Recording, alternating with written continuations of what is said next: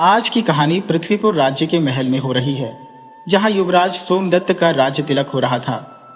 सोमदत्त इस राज्य के नए राजा बन रहे थे, लेकिन इस खुशी के मौके पर किसी तरह का उत्सव नहीं मनाया गया था। इसका कारण यह था कि कुछ दिन पहले ही युवराज सोमदत्त के पिता राजा यज्ञदत्त की मृत्यु हो गई थी। राजा की मृत्यु के बाद ही युवराज का राज तिलक किया गया था। राजा यज्ञदत्त की मृत्यु अचानक कैसे हो गई, इस बारे में किसी को कुछ नहीं पता था। राजा तो अभी सिर्फ 50 साल के ही थे। हर कोई हैरान था कि इतनी कम उम्र में अचानक राजा की मृत्यु कैसे हो गई। हालांकि रानी को लगता था कि इसके पीछे कोई षड्यंत्र है, लेकिन वह यह नहीं जानती थी कि यह कौन हो सकता है। स्वर्गीय राजा यज्ञदत्त के दरबार में कई मंत्री थे, लेकिन उनमें से उनका मंत्री जीवनलाल राजा का बहुत ही खास था। राजा उसे अपना दाहिना हाथ मानते थे। उसे राजा के मरने का बहुत दुख था। अब नए राजा सोमदत्त ने जब राजा गद्दी संभाल ली, तो उसने अपने पिता की मृत्यु को एक स्वाभाविक मृत्यु ही समझ लिया था। नए राजा ने अपनी राजगद्दी संभालते ही प्रजा की भलाई के काम करना शुरू कर दिया। स्वर्गीय राजा ने अपने बेटे सोमदत्त का विवाह पड़ोस के राज्य की राजकुमारी शीतल से तय कर दिया था, लेकिन उनके मरने के बाद यह शादी अधर में लटक गई थी। राजपुरोहित तो इस शादी को अपशकुन मान रहे थे, जबकि महारानी इस शादी को तोड़ देना चाहती थी। मंत्री जीवनलाल भी इस शादी को तोड़ने के पक्ष में था, लेकिन सभी की बातों को दरकिनार करते हुए युवराज सोमदत्त ने अपने पिता की बात रखी और राजकुमारी शीतल से विवाह कर लिया। राजकुमारी शीतल एक बहुत ही बुद्धिमान लड़की थी। वह राजा सोमदत्त को राजकाज के कार्यों में भी सुझाव दिया करती थी। सबसे बड़ी बात यह है कि राजकुमारी के पास एक पालतू तोता था, जो बहुत ही चतुर था। वह रानी से मनुष्य की तरह बातें करता था। एक दिन तोते ने रानी को सुझाव दिया कि वह राजा को अपने हाथ से खाना बनाकर खिलाए। राजा को कभी भी किसी दूसरे की बनाई हुई चीज न खाने दे, बल्कि अगर कभी ऐसा हुआ तो पहले उस खाने की जांच की जाए। तोते ने कहा, क्योंकि मुझे इस महल में षड्यंत्र की बू आ रही है, इसीलिए महारानी आप भी सचेत रहिए। अब क्योंकि रानी शीतल यह जानती थी कि राजा भोजन वाली बात पर राजी नहीं होंगे, वह अवश्य ही किसी का भी दिया हुआ भोजन खा लेंगे। तब रानी ने मन ही मन एक योजना बनाई। उसने राजा से कहा, मैं एक महात्मा जी के कहे के अनुसार एक व्रत रखने वाली हूँ। व्रत को पूरा करने के लिए मुझे खुद ही भोजन बनाना होगा और मुझे अगले 6 महीने तक अपने हाथ से बनाया हुआ भोजन ही खाना होगा। इसी बीच किसी का भी दिया हुआ आप कुछ भी नहीं खाएंगे, वरना मेरा व्रत भंग हो जाएगा और हमें फिर से 6 माह तक इसी तरह का व्रत करना होगा। यह उपाय भी रानी को तोते ने ही बताया था।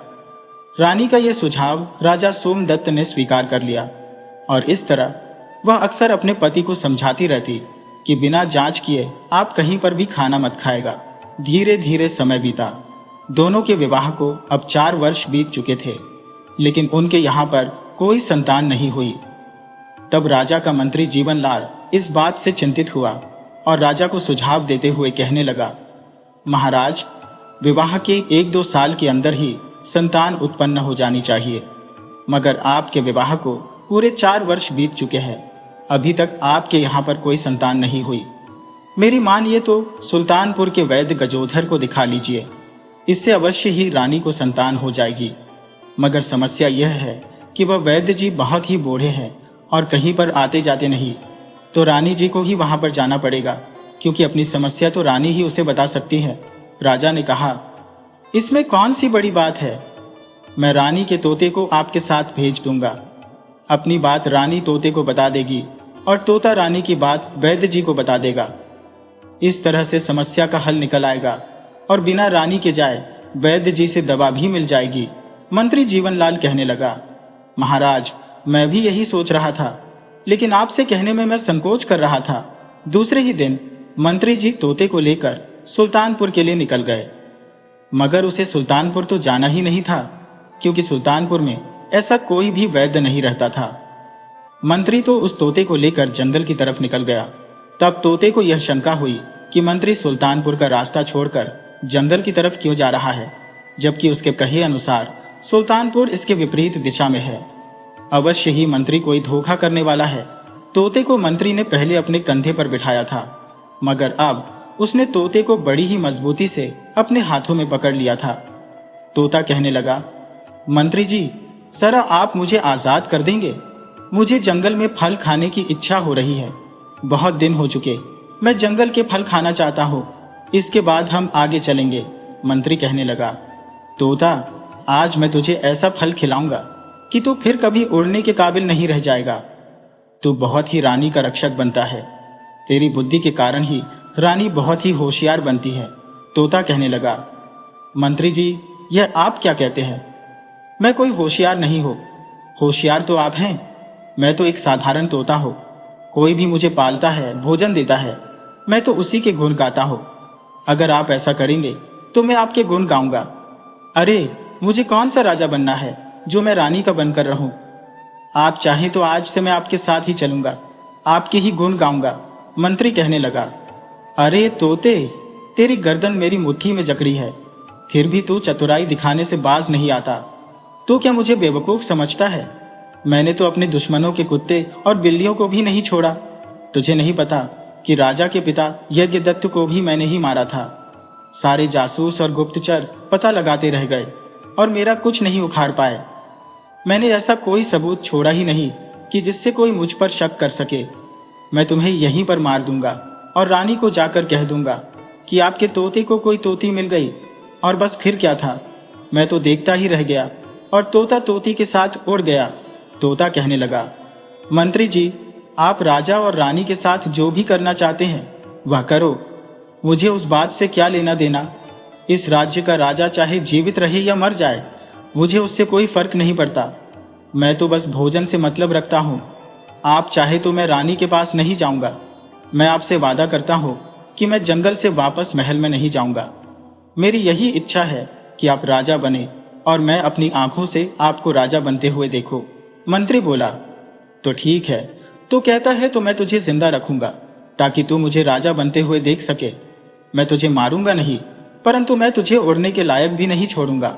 इतना कहकर मंत्री ने तोते के पंख तोड़ दिए और उसे जंगल में झाड़ियों में फेंक दिया और फिर वह जंगल में आगे बढ़ गया। जंगल में वहीं पर एक गवाला अपनी गाय चरा रहा था। वह उस वक्त पेड़ पर चढ़कर यह सब कुछ तमाशा देख रहा था। उसने तोता और मंत्री को बातें करते हुए भी देख लिया था। उनकी सारी बातें उसने सुन ली थी। उसने तो पहली बार बोलने वाला और मनुष्य की तरह बात करने वाला तोता देखा था। मंत्री के वहां से चले जाने के बाद वह गवाला पेड़ से उतरकर उन झाड़ियों के पास आया जहां पर वह तोता घायल अवस्था में पड़ा हुआ था। अपने पास उस गवाले को देखकर तोता कहने लगा, भैया, मेरी थोड़ी सी मदद कर दो। उस निर्दय मंत्री ने मुझे अधमरा करके यहां पर छोड़ दिया है। मेरे पंख तोड़ डाले। अगर तुम चाहो तो मैं बिल्कुल ठीक हो सकता हूं, और वह भी इसी क्षण। तुम इन झाड़ियों की पत्तियों का रस निकालकर मेरे पंखों पर लगा दो तो मैं फिर से ठीक हो जाऊंगा। गवाला कहने लगा कि मैं तेरे लिए ऐसा क्यों करूं?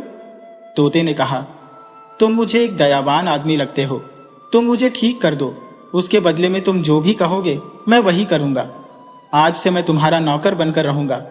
गवाला बोला, ठीक है, अगर ऐसी बात है तो ठीक होने के बाद तुम हमेशा मेरे साथ ही रहना। तोते की जान इस समय मुश्किल में फंसी हुई थी। वह तो बस सबसे पहले ठीक होना चाहता था। तोते ने मान लिया, भाई, मैं हमेशा तुम्हारे साथ रहूंगा, तुम्हारा साथ कभी नहीं छोड़ूंगा। तो गवाले ने तुरंत झाड़ियों की पत्तियों का रस निकालकर तोते के टूटे हुए पंखों पर लगा दिया। कुछ ही क्षणों में तोता बिल्कुल ठीक हो गया और उड़कर वह गवाले के पास आ गया।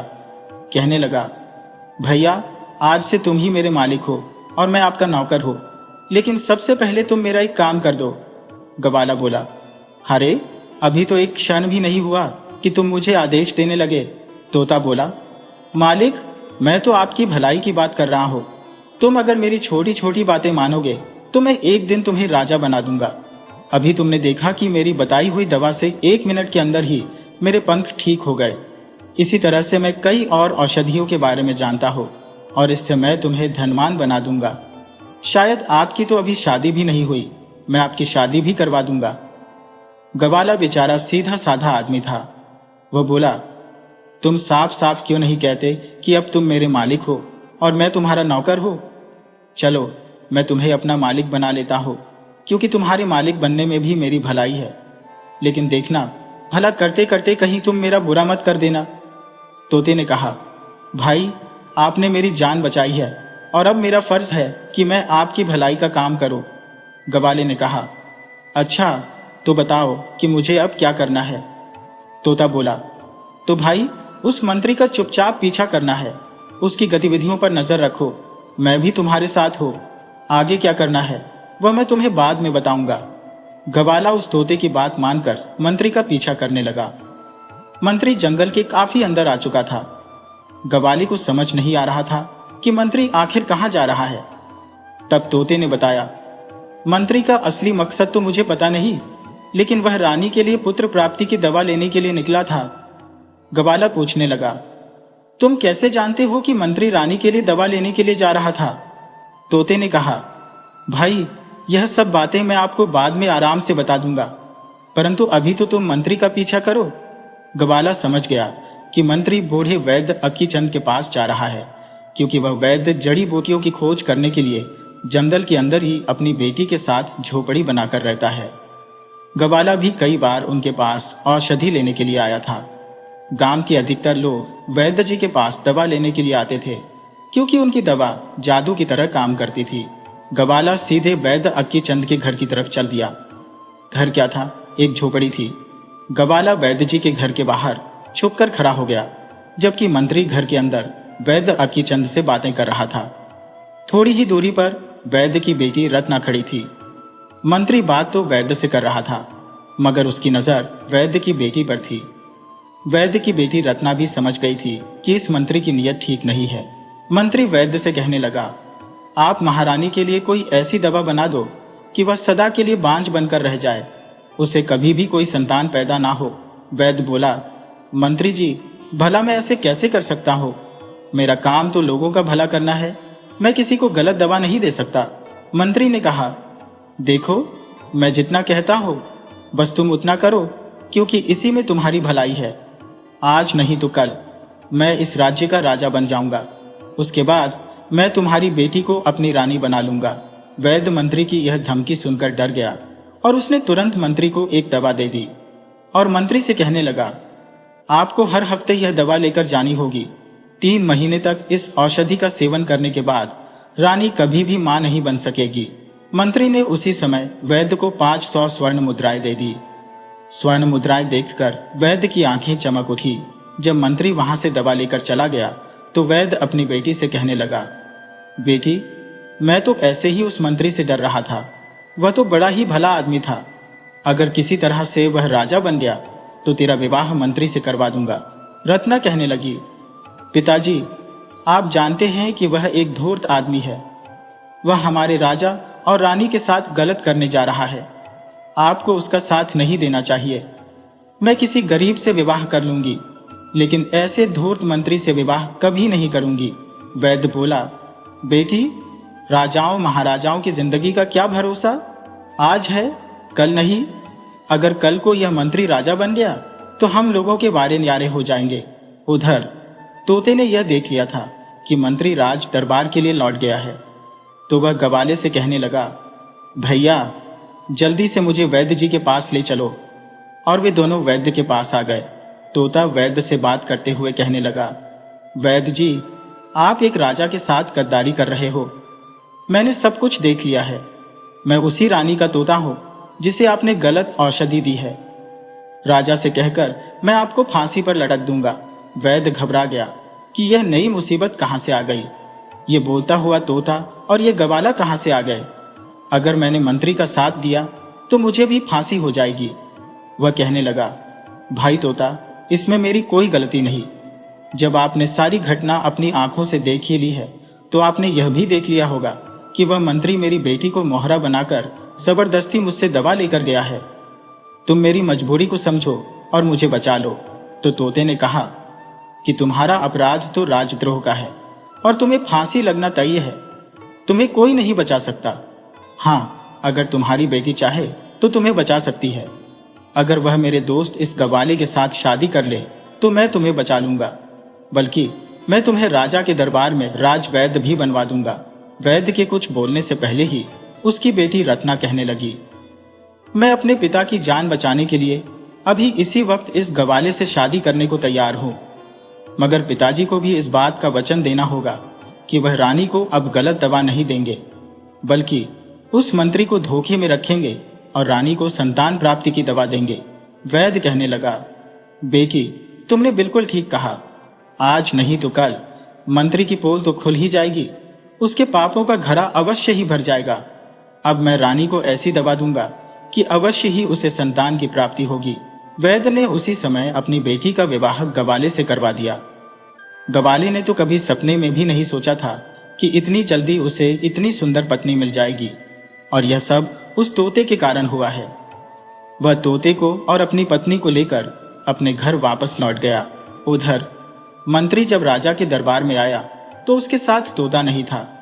यह देखकर रानी को हैरानी हुई कि मेरा तोता कहां पर गया। मंत्री ने तो पहले से ही सोच रखा था कि उसे तोते के बारे में रानी को क्या कहना है। वह रानी के पूछने से पहले ही बोल पड़ा, महारानी जी, आपके तोते ने तो गजब कर दिया। जब वह मेरे साथ जा रहा था तो उसकी नजर एक तोती पर पड़ गई। उसे देखते ही आपका तोता उस पर आशिक हो गया और वह मेरे कंधे से उड़ गया। मैंने उसकी बहुत विनती की कि ऐसी गलती मत करो, तुम मेरे साथ राज दरबार वापस लौट चलो, लेकिन वो तोता मेरी बात को नहीं माना। मंत्री की बात सुनकर रानी को विश्वास नहीं हो रहा था कि उसका तोता भला ऐसा क्यों करेगा, क्योंकि उसके तोते को राजमहल में किसी भी तरह की कोई पाबंदी नहीं थी। जरूर इस मंत्री ने कोई ना कोई गड़बड़ की है। लेकिन राजा ने मंत्री की बात पर भरोसा कर लिया और कहने लगा, छोड़ो उस तोते को, पहले यह बताओ कि तुम औषधि लेकर आए या नहीं। मंत्री कहने लगा, हाँ महाराज, मैं दवा लेकर आया हूं। यह कहते हुए उसने दवा की शीशी राजा को थमा दी, जिसमें वह रानी के लिए औषधि लेकर आया था। मगर राजा की लापरवाही के कारण वह शीशी हाथ से छूटकर फर्श पर जा गिरी और टूट गई। मंत्री को इस बात पर बहुत ही अफसोस हुआ, क्योंकि उसकी इतनी मेहनत पर पानी फिर गया था और वह बड़ी ही मुश्किल से 500 स्वर्ण मुद्राएं देकर रानी को बांझ बनाने की दवा लेकर आया था, और यह दवा इस बेवकूफ राजा की बेवकूफी से बेकार हो गई। मंत्री को क्या पता था कि भगवान जिसका बुरा नहीं चाहते उसका बुरा कोई नहीं कर सकता। राजा ने मंत्री को आदेश दिया, मंत्री जी, आज तो आप थक गए होंगे और आराम कीजिए, लेकिन कल फिर आप दोबारा से दवा लेने के लिए सुल्तानपुर के वैद्य गजोधर के पास जाइए। मंत्री बोला, ठीक है महाराज, अब तो मुझे जाना ही पड़ेगा। दूसरे ही दिन मंत्री वापस जंगल में वैद्य के पास पहुंच गया। वैद्य को आश्चर्य हुआ कि अभी तो कल ही मंत्री जी दवा लेकर गए थे, इतनी जल्दी फिर से क्यों आ गए। शायद यह मेरी बेटी के लिए आया होगा। भला हो उस तोते का जिसने मेरी बेटी का विवाह उस गवाले से करवा दिया। मंत्री कहने लगा, वैद्य जी, कल की दवा तो उस बेवकूफ राजा की वजह से गिरकर बेकार हो गई। यह सुनकर वैद्य मन ही मन में भगवान को धन्यवाद देने लगा। हे भगवान, आपने मुझे एक बहुत बड़ा अपराध करने से बचा लिया।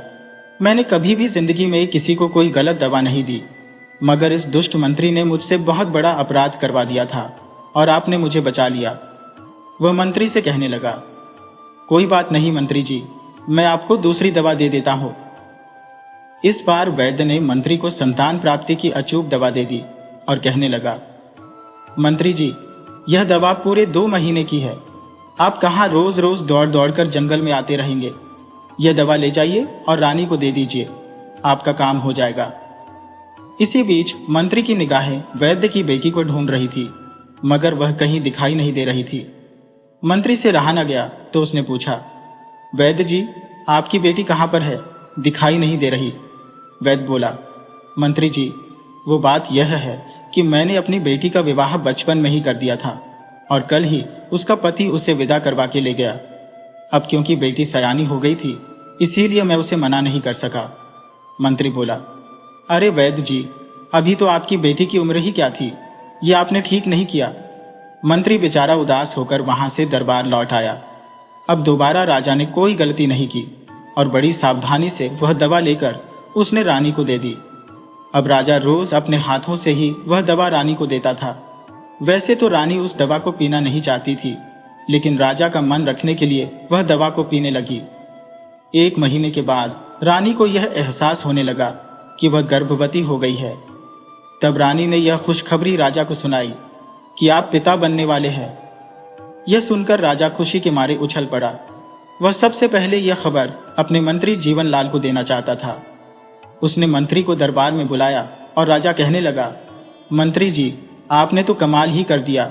आपकी लाई हुई दवा की वजह से मैं अब पिता बनने वाला हूँ। आपने तो वह कर दिखाया जो आज तक कोई दूसरा मंत्री नहीं कर सका। मैं आपसे बहुत ही खुश हूँ और आपको इनाम देना चाहता हूँ। राजा ने उसी वक्त मंत्री को 5000 स्वर्ण मुद्राएं इनाम में दे दी और फिर राजा कहने लगा, मंत्री जी, इस इनाम का हकदार तो वो वैद्य गजोधर भी है जिसकी दवा की वजह से रानी गर्भवती हुई है। इसीलिए उसे भी आप मेरी तरफ से 5000 स्वर्ण मुद्राएं इनाम में दे दीजिएगा। ये कहते हुए राजा ने एक और थैली मंत्री को थमा दी। राजा की बात सुनकर मंत्री के सारे मंसूबों पर पानी फिर गया था। कहां तो वह रानी को बांझ बनाने के लिए चला था और कहां पर अब रानी गर्भवती हो चुकी थी।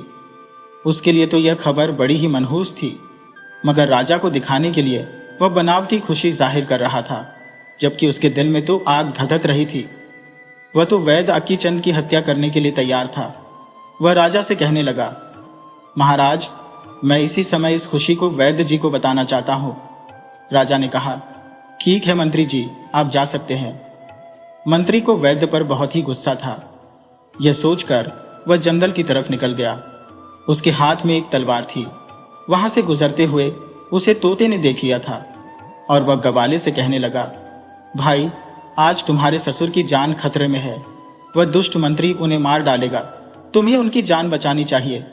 गवाले ने कहा, अरे भाई, मैं भला उस मंत्री का सामना कैसे कर सकता हूं?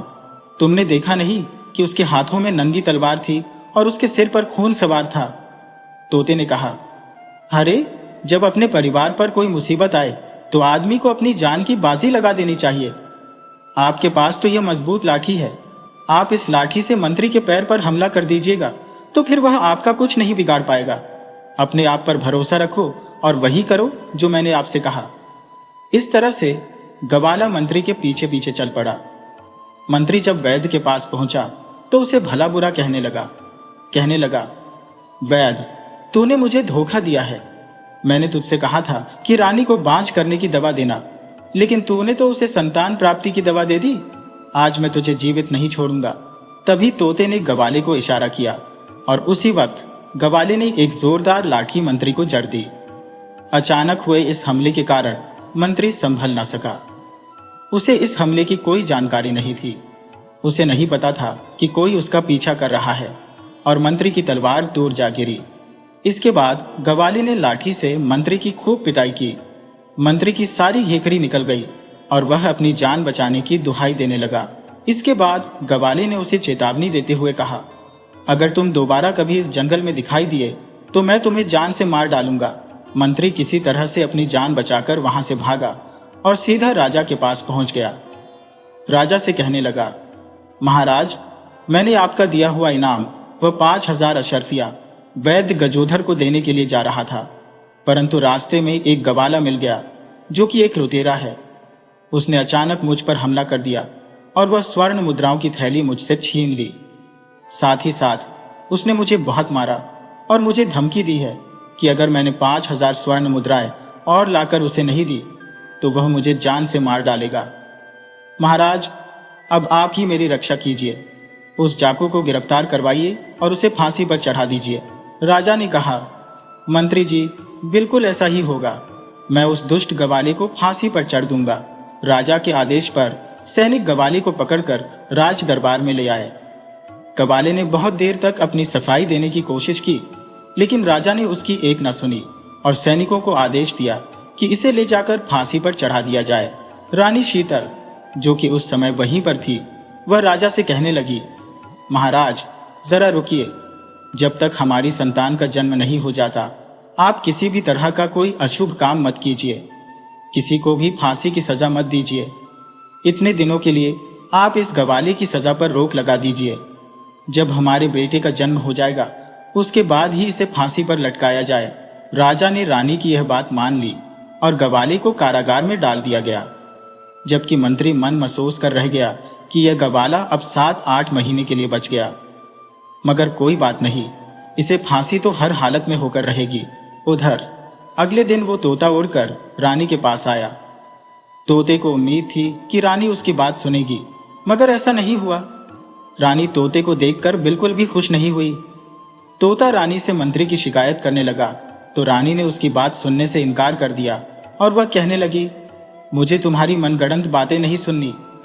तुम इसी समय यहां से लौट जाओ अपनी तोती के पास।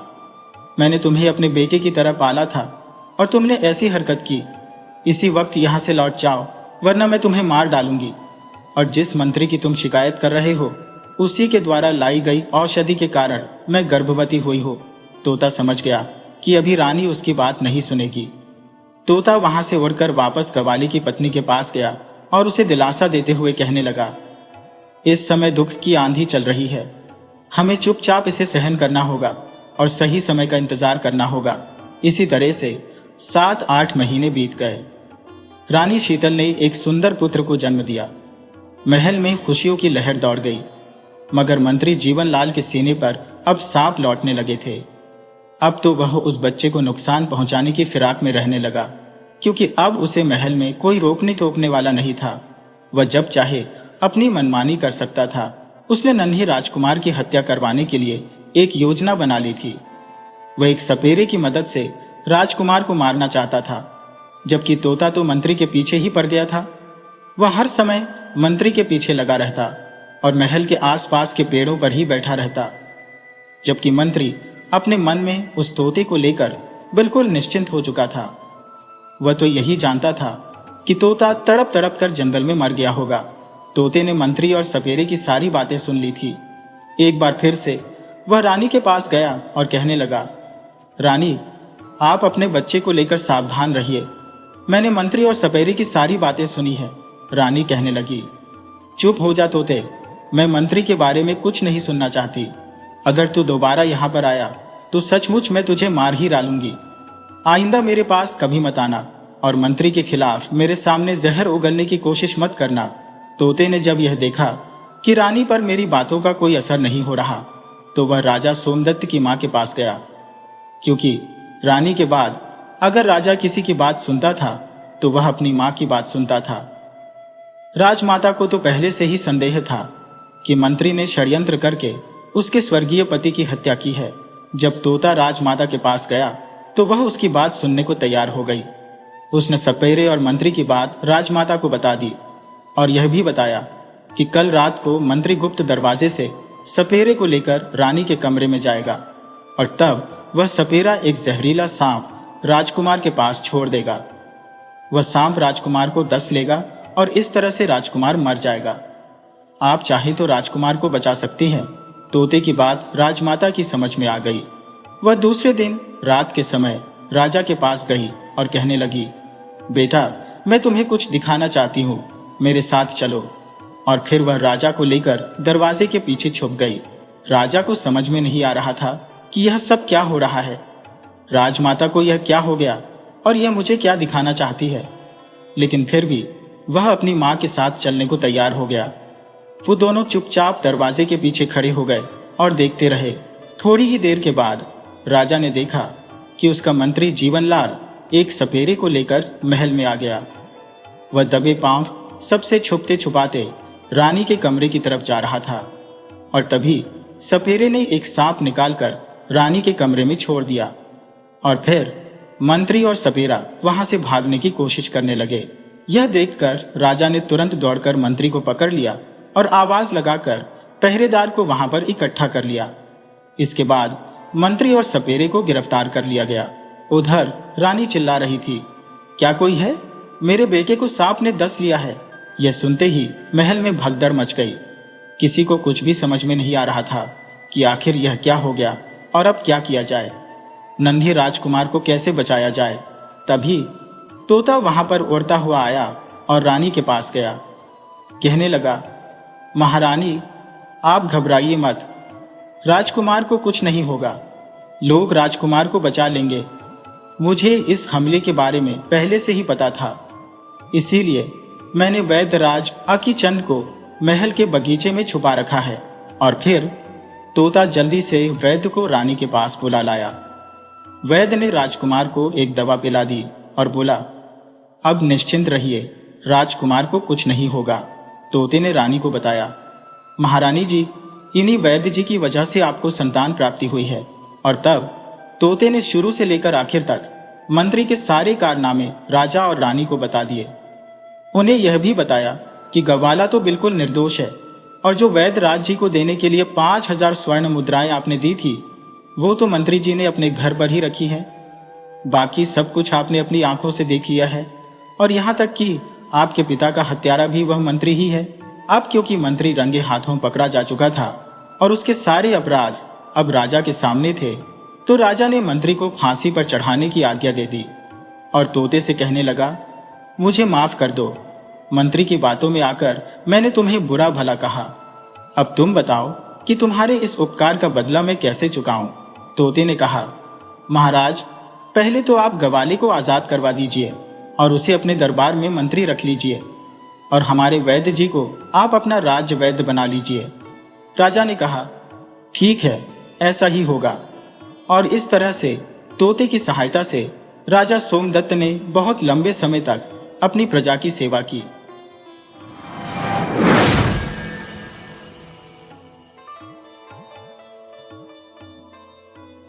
शहजादा सिकंदर कोई साधारण राजकुमार नहीं था। उसकी बहादुरी, दिलेरी और अच्छे व्यवहार की वजह से लोग उसे बहुत पसंद करते थे। उसकी आंखों में एक खास चमक थी जो किसी को भी अपनी ओर खींच लेती थी। हर महफिल में उसकी मौजूदगी सबसे अलग होती थी, लेकिन उसे कभी किसी खूबसूरत लड़की की तरफ आकर्षण महसूस नहीं हुआ। यह सब तब बदला जब वह पहली बार शुमाला से मिला। एक दिन सिकंदर अपने शाही घोड़े पर सवार होकर जंगल के पास एक झील के किनारे आया। यह झील एक पुरानी कहानी की वजह से मशहूर थी। लोग कहते थे कि यह कोई साधारण जगह नहीं है, बल्कि परियों के नहाने की जगह है। लेकिन सिकंदर ऐसी बातों पर विश्वास नहीं करता था। उस दिन हवा में एक अजीब सा सुकून था। झील का पानी इतना साफ था कि उसमें आसमान का प्रतिबिंब दिखाई दे रहा था। सिकंदर घोड़े से उतरकर पानी को देखने लगा। तभी एक आवाज आई, तुम कौन हो? सिकंदर ने जिंदगी में बहुत सी आवाजें सुनी थी, लेकिन यह आवाज बिल्कुल अलग थी। बहुत ही नरम और मधुर, ऐसी कि सुनने वाला बार बार सुनना चाहे। जैसे ही सिकंदर ने मुड़कर देखा, वह खुद को संभाल नहीं सका। उसके सामने एक खूबसूरत लड़की खड़ी थी, जिसके गीले बाल उसकी कमर तक लहरा रहे थे। उसकी आंखें समंदर की गहराई जैसी थी और उसकी सफेद पोशाक हवा में लहरा रही थी। मैं सिकंदर हूँ, इस सल्तनत का शहजादा। लेकिन तुम कौन हो? सिकंदर ने हैरानी से पूछा। लड़की ने हल्की मुस्कान के साथ जवाब दिया, तुम्हारी दुनिया में मेरा नाम शुमाला है। सिकंदर की सांसें थम गईं। वह यकीन नहीं कर पा रहा था कि वह वाकई एक परी से मिल रहा है। तुम इंसानों की दुनिया में क्या कर रही हो? उसने पूछा। मैं यहां अक्सर आती हूँ। तुम्हारी दुनिया मेरे लिए नई नहीं है, लेकिन आज पहली बार किसी इंसान ने मुझे देख लिया, शुमाला ने कहा। उसकी आंखों में एक हल्की सी चमक थी। सिकंदर ने महसूस किया कि उसके दिल की धड़कन तेज हो रही है। यह मुलाकात बहुत छोटी थी, लेकिन इसने सिकंदर के दिल में एक अनोखा एहसास जगा दिया। उसके बाद सिकंदर हर रात उसी झील के किनारे जाने लगा।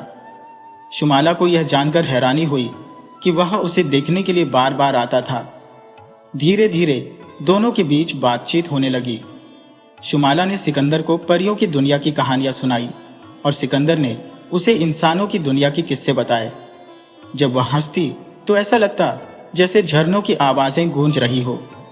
जब वह बोलती तो लगता जैसे हवा में मिठास घुल रही हो। सिकंदर का दिल कब उस खूबसूरत परी के प्यार में पड़ गया, उसे खुद भी पता नहीं चला। और शुमाला, जिसने कभी किसी इंसान को इतने करीब से नहीं देखा था, सिकंदर के अच्छे व्यवहार और प्यार में खोती चली गई। लेकिन इस प्यार के रास्ते में एक बड़ी मुश्किल थी। परियों और इंसानों के बीच प्यार संभव नहीं था। शुमाला और सिकंदर की मुलाकातें बढ़ती गई। हर रात जब सारी दुनिया सो जाती, सिकंदर अपने महल से निकलकर झील के किनारे पहुंचता, जहां शुमाला उसका इंतजार कर रही होती। इन दोनों के बीच कोई साधारण बातचीत नहीं होती थी। ये दो अलग अलग दुनियाओं के लोगों का प्यार था, जो किसी भी हद को पार कर सकता था। एक रात जब सिकंदर झील पर पहुंचा, तो उसने शुमाला की आंखों में एक अजीब सा दर्द देखा। आज उसकी मुस्कान में वह पहली जैसी चमक नहीं थी। क्या हुआ शुमाला? सिकंदर ने उसके हाथों को धीरे से छूते हुए पूछा।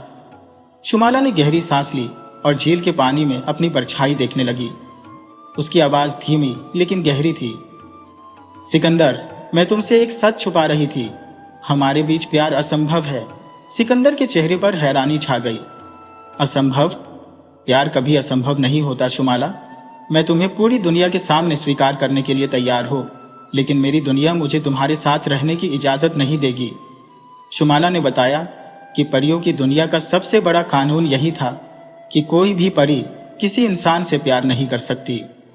अगर कोई ऐसा करती है तो उसे परियों की दुनिया से निकाल दिया जाता है।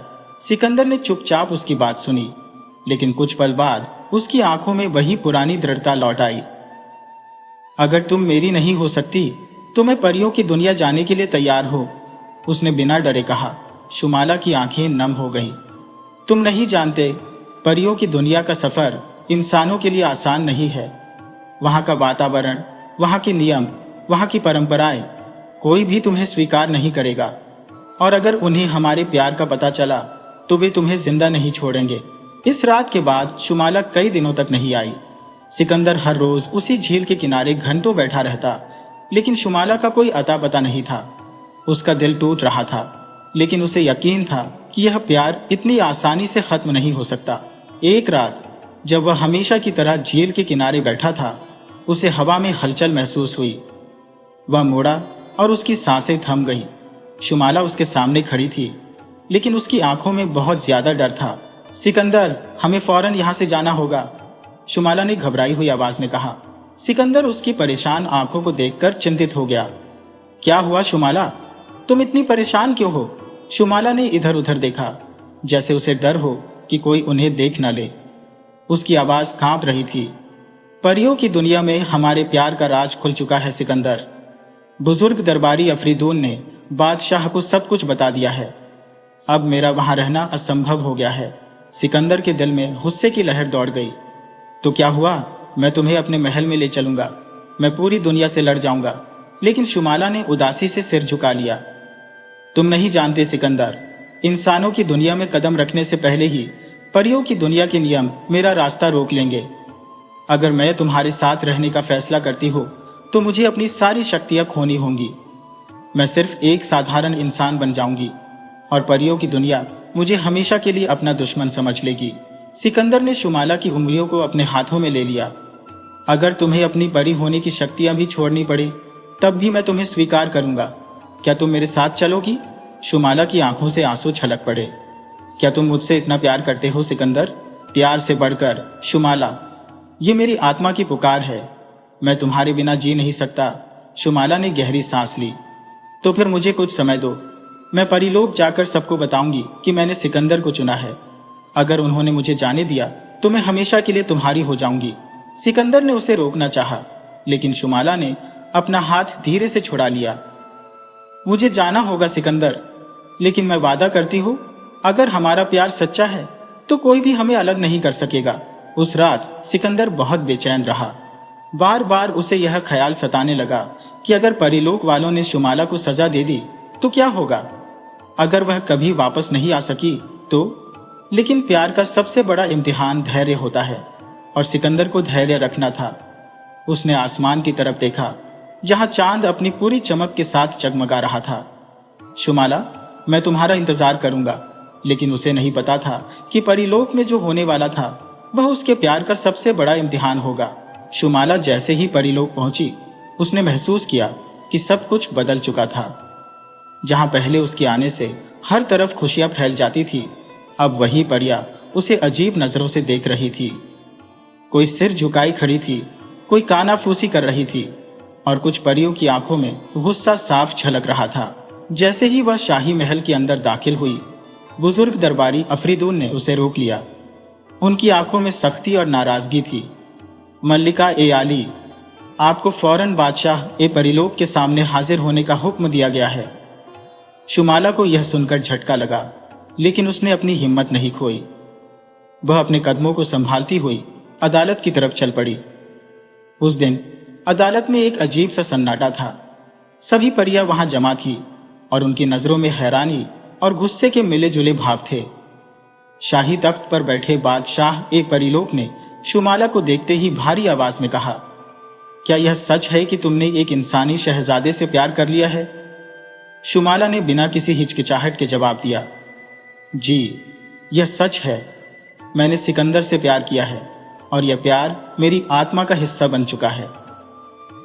अचानक अदालत में कानाफूसी होने लगी। परियों के लिए यह एक असंभव बात थी। एक मल्लिका जिसने परीलोक पर राज किया था, वह एक इंसान के लिए अपना सब कुछ छोड़ने को तैयार थी। बादशाह ए परीलोक ने गुस्से से कहा, क्या तुम्हें हमारे कानून याद नहीं? परीलोक की कोई भी परी इंसानों से प्यार नहीं कर सकती। यह एक गंभीर अपराध है। शुमाला की आंखों में आंसू आ गए, लेकिन उसकी आवाज अभी भी मजबूत थी। अगर यह प्यार अपराध है तो मैं इसे स्वीकार करती हूँ, लेकिन मेरा प्यार पवित्र है। मैंने सिकंदर से इश्क किया है, लेकिन कभी परीलोक के नियमों को नुकसान नहीं पहुंचाया। अफरीदून आगे बढ़े और बोले, लेकिन तुम्हारा इस तरह इंसानों की दुनिया में जाना हमारे कानूनों के खिलाफ है। इसकी सजा सिर्फ एक है, या तो तुम अपना प्यार छोड़ दो या फिर परीलोक को हमेशा के लिए छोड़ने के लिए तैयार हो जाओ। यह सुनकर अदालत में खामोशी छा गई। हर कोई शुमाला को देख रहा था। क्या वह परीलोक छोड़ने का फैसला करेगी? क्या वह अपने प्यार के लिए हर हद पार करने को तैयार होगी? शुमाला ने अपनी चमकती हुई आंखों से सबकी तरफ देखा, फिर उसने अपनी आंखें बंद कर ली। उसकी पूरी जिंदगी, उसकी मल्लिकाएं, उसका राज, सब कुछ एक तरफ और सिकंदर का प्यार एक तरफ। उसने गहरी सांस ली, फिर धीमी लेकिन पूरे यकीन के साथ कहा, मैं अपने प्यार को नहीं छोड़ सकती। मैं परीलोक छोड़ने के लिए तैयार हूं। अचानक परीलोक की हवा में हलचल मच गई। परियां हैरान रह गईं। अदालत में कानाफूसी तेज हो गई और बादशाह ए परीलोक की आंखों में मायूसी झलकने लगी। तुम्हें इसका अंजाम मालूम है शुमाला? बादशाह की आवाज धीमी लेकिन भारी थी। जी, मुझे सब मालूम है, लेकिन मेरी आत्मा की किस्मत लिखी जा चुकी है। अब मैं परीलोक की मल्लिका नहीं, बल्कि एक इंसान के इश्क में गिरफ्तार लड़की हो, शुमाला ने कहा। बादशाह ए परीलोक ने एक गहरी सांस ली, फिर अपना हाथ उठाया। अचानक हवाओं में एक अजीब सा जादू पैदा होने लगा। शुमाला के शरीर से हल्की हल्की रोशनी निकलने लगी। धीरे धीरे उसकी परी जैसी चमक मिटने लगी। उसके शरीर की रोशनी कम हो गई और फिर वह किसी साधारण इंसानी औरत की तरह लगने लगी। शुमाला अब एक परी नहीं रही, वह इंसानों की तरह बन चुकी थी। अब वह सिकंदर के पास जाने के लिए आजाद थी। लेकिन क्या इंसानी दुनिया उसे उसी तरह स्वीकार करेगी जैसे सिकंदर ने उसके प्यार को स्वीकार किया था? शुमाला ने जैसे ही अपनी आंखें खोली, उसे महसूस हुआ कि वह अब पहले जैसी नहीं रही। उसके शरीर से निकलने वाली चांदनी जैसी रोशनी गायब हो चुकी थी। अब वह हवाओं में नहीं उड़ सकती थी, न ही उसके शरीर में वही परियों वाली हल्की फुर्ती थी। अब वह एक साधारण इंसान की तरह थी, कमजोर, नाजुक और इस दुनिया के नियमों के मुताबिक। सिकंदर उसी झील के किनारे बेचैनी से टहल रहा था। शुमाला उसके पास आई। उसकी आंखों के नीचे हल्की सी लालिमा थी और वह किसी साधारण इंसानी लड़की की तरह कांप रही थी। सिकंदर ने उसे अपने हाथों में संभाला और उसके चेहरे को अपने दोनों हाथों में लेकर पूछा, तुम ठीक तो हो? शुमाला की आंखों में आंसू आ गए। वह धीमी आवाज में बोली, मैं अब परी नहीं रही सिकंदर। मैंने अपनी सल्तनत, अपनी पहचान सब छोड़ दिया, सिर्फ तुम्हारे लिए। सिकंदर ने उसे अपने सीने से लगा लिया।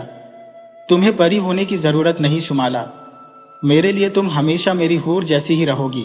सिकंदर शुमाला को लेकर अपने महल पहुंचा, लेकिन इंसानी दुनिया में एक परी का आना कोई छोटी बात नहीं थी। शाही महल में जैसे ही खबर पहुंची कि शहजादा सिकंदर एक अजनबी लड़की को अपने साथ लाया है, वहां तुरंत कानाफूसी होने लगी। ये लड़की कौन है? कहीं शहजादा इस पर मोहित तो नहीं हो गया? ये कोई जादूगरनी तो नहीं? सिकंदर की मां मल्लिका नूरजहां को जब यह खबर मिली तो उनके चेहरे पर नाराजगी की रेखाएं उभर आई। वह अपने खास कमरे में बैठी सोच रही थी, एक अजनबी लड़की जो न हमारे इलाके की है न हमारे खानदान की, सिकंदर इसे यहाँ क्यों लाया है? उनके वजीरों ने उन्हें समझाने की कोशिश की, हुजूर, यह अच्छा नहीं होगा कि शहजादा इस लड़की को अपनी बीवी बनाए। ये कौन है? कहां से आई है? इसका कोई पता नहीं, लेकिन मल्लिका नूरजहां को अपने बेटे पर पूरा भरोसा था। उन्होंने सिर्फ एक आदेश दिया, पहले इस लड़की के बारे में पूरी जानकारी इकट्ठा करो। अगर यह वाकई सिकंदर की मोहब्बत के लायक है तो फिर देखा जाएगा। अब शुमाला के लिए सबसे बड़ा इम्तिहान शुरू होने वाला था। क्या इंसानी दुनिया उसे अपनाएगी? क्या सिकंदर का खानदान उसे स्वीकार करेगा? या फिर यह प्यार इंसानी साजिशों और दुनियावी बाधाओं का शिकार हो जाएगा? शुमाला अब परीलोक की मल्लिका नहीं थी। वह अब एक साधारण इंसानी लड़की की तरह थी, कमजोर, नाजुक और हर उस एहसास से गुजर रही थी जिसका अनुभव उसे पहले कभी नहीं हुआ था। सिकंदर के साथ रहकर उसे सुकून तो था, लेकिन इंसानी दुनिया की साजिशों और परंपराओं से वह अनजान थी। सिकंदर अपने प्यार को किसी से छुपाना नहीं चाहता था। वह चाहता था कि पूरी दुनिया को बताए कि शुमाला सिर्फ उसकी है। लेकिन शाही महल में कदम रखते ही शुमाला ने महसूस किया कि यह दुनिया उससे बहुत अलग है। महल की सख्त और गंदी साजिशें, सिकंदर के दरबारियों की घूरती हुई नजरें और मल्लिका नूरजहां की खामोश निगाहें, यह सब शुमाला के लिए नया था। शाही खानदान की औरतें उसे आलोचनात्मक नजरों से देख रही थी। एक वजीर, आजादी ने धीमी आवाज में कहा, कोई बता सकता है कि यह लड़की कहां से आई है? कौन है यह? दूसरे ने जवाब दिया, कहते हैं शहजादा इसे जंगल से लेकर आया है। सुना है यह कोई साधारण लड़की नहीं है, लेकिन जो भी हो शहजादी बनने के काबिल तो नहीं लगती। शाही महल के आलीशान दीवान एक खास में मल्लिका नूरजहां अपने तख्त पर बैठी थी। उनके चेहरे पर गंभीरता थी, लेकिन आंखों में सवाल झलक रहे थे। उनके चारों तरफ वजीर और कनीजें खड़ी थी। सिकंदर ने शुमाला का हाथ पकड़ते हुए कहा, अम्मी जान, यह शुमाला है। मैंने इससे प्यार किया है और मैं इसे अपनी बीवी बनाना चाहता हूँ। महल में एक सन्नाटा छा गया। किसी ने कभी सोचा भी नहीं था कि शाही खानदान का वारिस एक अनजान लड़की को अपने साथ लाएगा। यह खबर मल्लिका नूरजहां तक भी पहुंची। उन्होंने शाही दीवान में शुमाला को बुलाया और सख्त आवाज में पूछा, तुमने हर इम्तिहान में कामयाबी हासिल की, लेकिन हम तुम्हारे अतीत से अब तक अनजान हैं। तुमने हमें यह नहीं बताया कि तुम्हारा असली संबंध किससे है। शुमाला को इस साजिश का अंदाजा था, लेकिन उसने गुस्से में आने के बजाय शांति से जवाब दिया, मल्लिका आलिया, मैं अपने प्यार के लिए अपनी पहचान छोड़ आई हूँ। मैं सिर्फ सिकंदर के लिए आई हूँ, किसी साजिश के लिए नहीं। सिकंदर को यह बात बहुत बुरी लगी कि लोग शुमाला पर शक कर रहे हैं। उसने गुस्से से दरबारियों की तरफ देखा और कहा, शुमाला का अतीत क्या है इससे फर्क नहीं पड़ता। वह अब मेरी मोहब्बत और मेरे खानदान का हिस्सा है। अगर कोई यह सोच रहा है कि मैं इस शादी से पीछे हट जाऊंगा तो वह गलत फहमी में है। लेकिन मल्लिका नूरजहां को यह जवाब काफी नहीं लगा। उन्होंने सख्त लहजे में कहा, हमारी सल्तनत में कोई भी रिश्ता इतनी आसानी से नहीं होता। अगर यह सच्चा रिश्ता है तो इसे एक आखिरी इम्तिहान से गुजरना होगा। मल्लिका ने शुमाला को देखा और कहा, तुम्हें शाही कसम खानी होगी कि तुम जो कुछ कह रही हो वह हकीकत है। अगर तुम झूठ बोल रही हो तो यह रिश्ता यही खत्म हो जाएगा। महल में सन्नाटा छा गया। अब शुमाला के सामने एक नया इम्तिहान था। क्या वह इस शाही कसम को पूरा कर पाएगी या फिर कोई नई साजिश उसके प्यार को बर्बाद करने की कोशिश करेगी? शुमाला के सामने अब सबसे मुश्किल इम्तिहान था।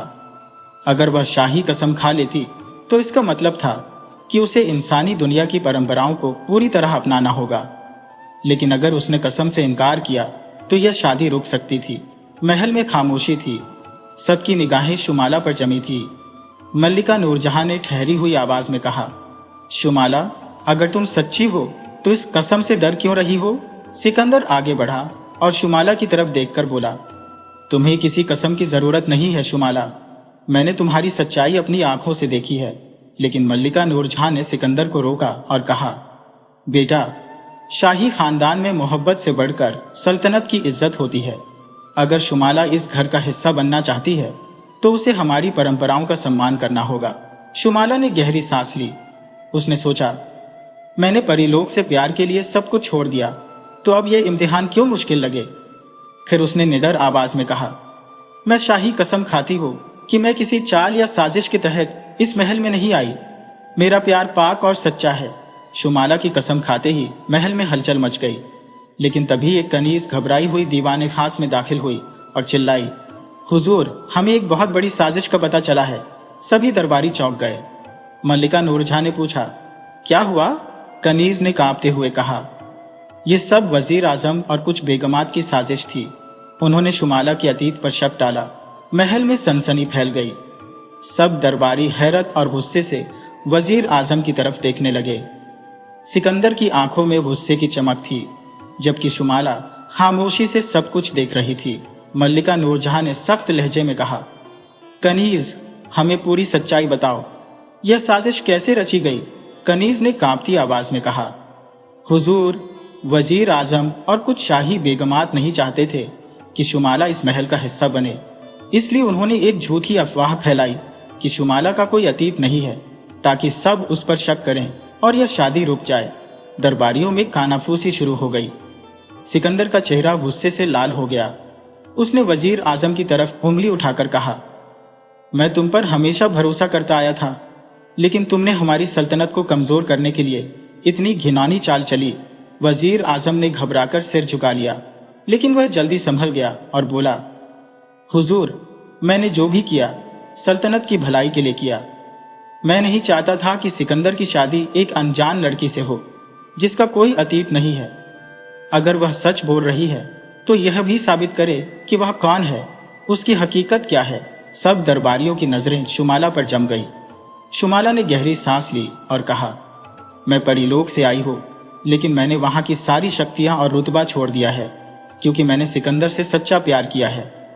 मैंने सब कुछ छोड़कर इस दुनिया को अपनाया, लेकिन अगर मेरी सच्चाई पर अभी भी शक है तो मैं इसे साबित करने के लिए तैयार हूं। मल्लिका नूरजहां ने गहरी नजरों से शुमाला को देखा और कहा, अगर तुम सच बोल रही हो तो तुम्हें अपनी हकीकत साबित करनी होगी। सिकंदर ने तुरंत कहा, मां, क्या प्यार को साबित करना जरूरी होता है? शुमाला ने हर इम्तिहान में कामयाबी हासिल की, ये काफी नहीं। लेकिन मल्लिका ने नरमी लेकिन सख्ती से कहा, सिकंदर, शाही खानदान की परंपराएं भावनाओं से नहीं, बुद्धिमानी से चलती है। शुमाला को एक आखिरी इम्तिहान देना होगा। शुमाला ने सिर झुकाया और कहा, मैं तैयार हूं। मल्लिका नूरजहां ने कहा, हमें तुम्हारी सच्चाई साबित करने के लिए एक शाही आजमाइश करनी होगी। अगर तुम परीलोक से आई हो तो तुम्हारे अंदर कुछ ना कुछ खास होना चाहिए। अगर तुम सच कह रही हो तो तुम्हें चांदी के आईने में अपनी सच्ची शक्ल दिखानी होगी। यह सुनकर महल में कानाफूसी होने लगी। चांदी का आईना एक प्राचीन जादुई चीज थी जो हर झूठ को बेनकाब कर देती थी।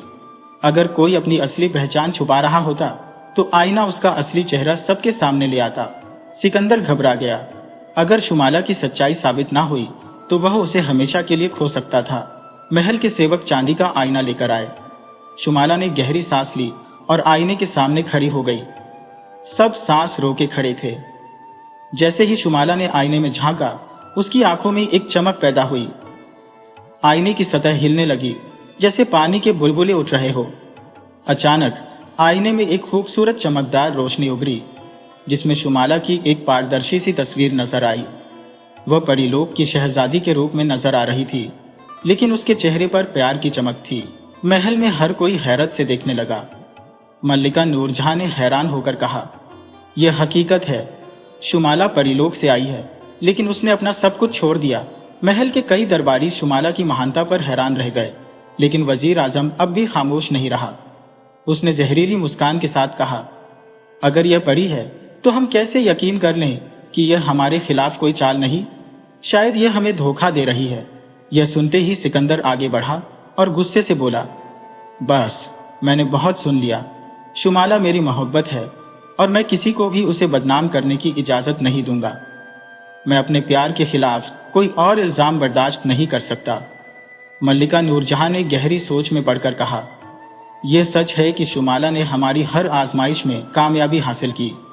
उसकी सच्चाई भी साबित हो चुकी है, और सबसे बढ़कर सिकंदर का प्यार सच्चा है। उन्होंने सख्ती से वजीर आजम की तरफ देखा और कहा, हमने फैसला कर लिया है। शुमाला को शाही बहू के रूप में स्वीकार किया जाएगा और शादी की तैयारियां तुरंत शुरू की जाएंगी। महल में खुशी की लहर दौड़ गई, लेकिन वजीर आजम और उसके साथी खामोश नहीं बैठे।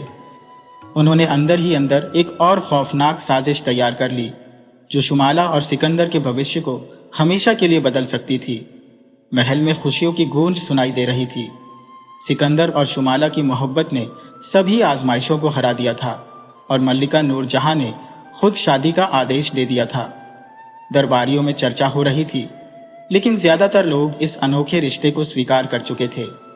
शुमाला की सच्चाई और समझदारी ने सबके दिल जीत लिए थे, लेकिन हर प्यार की कहानी में कुछ साजिशी किरदार भी होते हैं। वजीर आजम, जिसकी उम्मीदें खाक में मिल चुकी थी, अपनी हार आसानी से स्वीकार करने वाला नहीं था। उसने अपनी कुछ खास बेगमात और महल के गुप्त दरबारियों को इकट्ठा किया और कहा, अगर यह शादी हो गई तो हमारी सल्तनत की ताकत कमजोर हो जाएगी। हमें ऐसा हमला करना होगा कि सिकंदर खुद शुमाला को छोड़ने पर मजबूर हो जाए। बेगमात में से एक ने हैरान होकर पूछा, ऐसी क्या चाल हो सकती है? सिकंदर तो शुमाला के प्यार में पूरी तरह खो चुका है। वजीर आजम ने जहरीली मुस्कान के साथ कहा, प्यार को खत्म करने का सबसे आसान तरीका है शक। उसने शाही दरबार की एक बूढ़ी जादूगरनी को बुलाया जो कई सालों से छिपी हुई थी। तुम्हें बस एक ऐसा सपना सिकंदर के दिमाग में डालना होगा जो उसे शुमाला से दूर कर दे। रात के अंधेरे में महल के कमरे खामोश थे, लेकिन सिकंदर के सपनों में एक तूफान उठ चुका था। उसने खुद को एक अजीब जगह पर पाया, जहां शुमाला परियों की एक चमकदार बाग में खड़ी थी। उसके साथ एक शक्तिशाली आदमी था, जिसकी आंखों में ताकतवर रोशनी चमक रही थी। वह आदमी कह रहा था, शुमाला, तुमने जो त्याग किया वह महज एक खेल था। तुम्हारी हकीकत यह है कि तुम सिर्फ सिकंदर को धोखा देने आई थी। तुम्हें हमारी दुनिया के राज जानने के लिए भेजा गया था, ताकि तुम इंसानों की कमजोरियों को समझ सको। सिकंदर ने सपने में शुमाला को मुस्कुराते देखा, जैसे वह इस हकीकत को स्वीकार कर रही हो। अगले दिन जब सिकंदर ने शुमाला को देखा तो उसके प्यार में वह पहली सी तड़प नहीं थी। शुमाला ने उसकी आंखों में अजनबीपन देखा और हैरान हुई। सिकंदर, क्या हुआ? तुम मुझसे बात क्यों नहीं कर रहे? सिकंदर ने उसकी तरफ देखा, लेकिन उसकी आंखों में वह प्यार की रोशनी नहीं थी। शुमाला, क्या तुमने वाकई परीलोक के लिए यह सब किया? क्या तुम सिर्फ एक खेल खेल रही थी? ये शब्द शुमाला के लिए किसी खंजर से कम नहीं थे। सिकंदर, तुम ऐसा कैसे सोच सकते हो? मैंने तुम्हारे लिए सब कुछ छोड़ दिया। लेकिन सिकंदर का दिल अब उस सपने की जंजीरों में जकड़ चुका था। अगर यह सच नहीं है तो मुझे सबूत दो। अब शुमाला के सामने सबसे बड़ा इम्तिहान था। उसे न सिर्फ सिकंदर का प्यार वापस जीतना था, बल्कि उस साजिश को भी बेनकाब करना था जो उनकी खुशियों को बर्बाद करने के लिए रची गई थी। लेकिन यह इतना आसान नहीं था, क्योंकि इस बार दुश्मन कोई साधारण इंसान नहीं था, बल्कि एक ऐसी जादूगरनी थी जो सच और झूठ को सपनों में बदल सकती थी। सिकंदर की नजरों में जो प्यार था, अब उसमें संदेह और अनिश्चितता का साया था। शुमाला के दिल पर गहरी चोट लगी थी, लेकिन उसने खुद को संभाला। वह जानती थी कि यह कोई साधारण गलतफहमी नहीं है, बल्कि किसी गहरी साजिश का नतीजा है। वह सिकंदर के करीब आई और धीरे से बोली, सिकंदर, अगर तुम मुझ पर शक कर रहे हो तो मैं साबित करूंगी कि मेरा प्यार सच्चा है। लेकिन मैं यह जरूर जानना चाहूंगी कि तुम्हारा दिल क्यों बदल गया। सिकंदर ने नजरें चुराई, जैसे वह खुद भी उलझा हुआ हो। मैं नहीं जानता, लेकिन मैंने एक सपना देखा, ऐसा सपना जिसमें सब कुछ इतना स्पष्ट था कि मैं उसे झूठ कहने की हिम्मत नहीं कर सकता। शुमाला चौंक गई। सपना? कैसा सपना? सिकंदर ने सपने की पूरी कहानी बताई।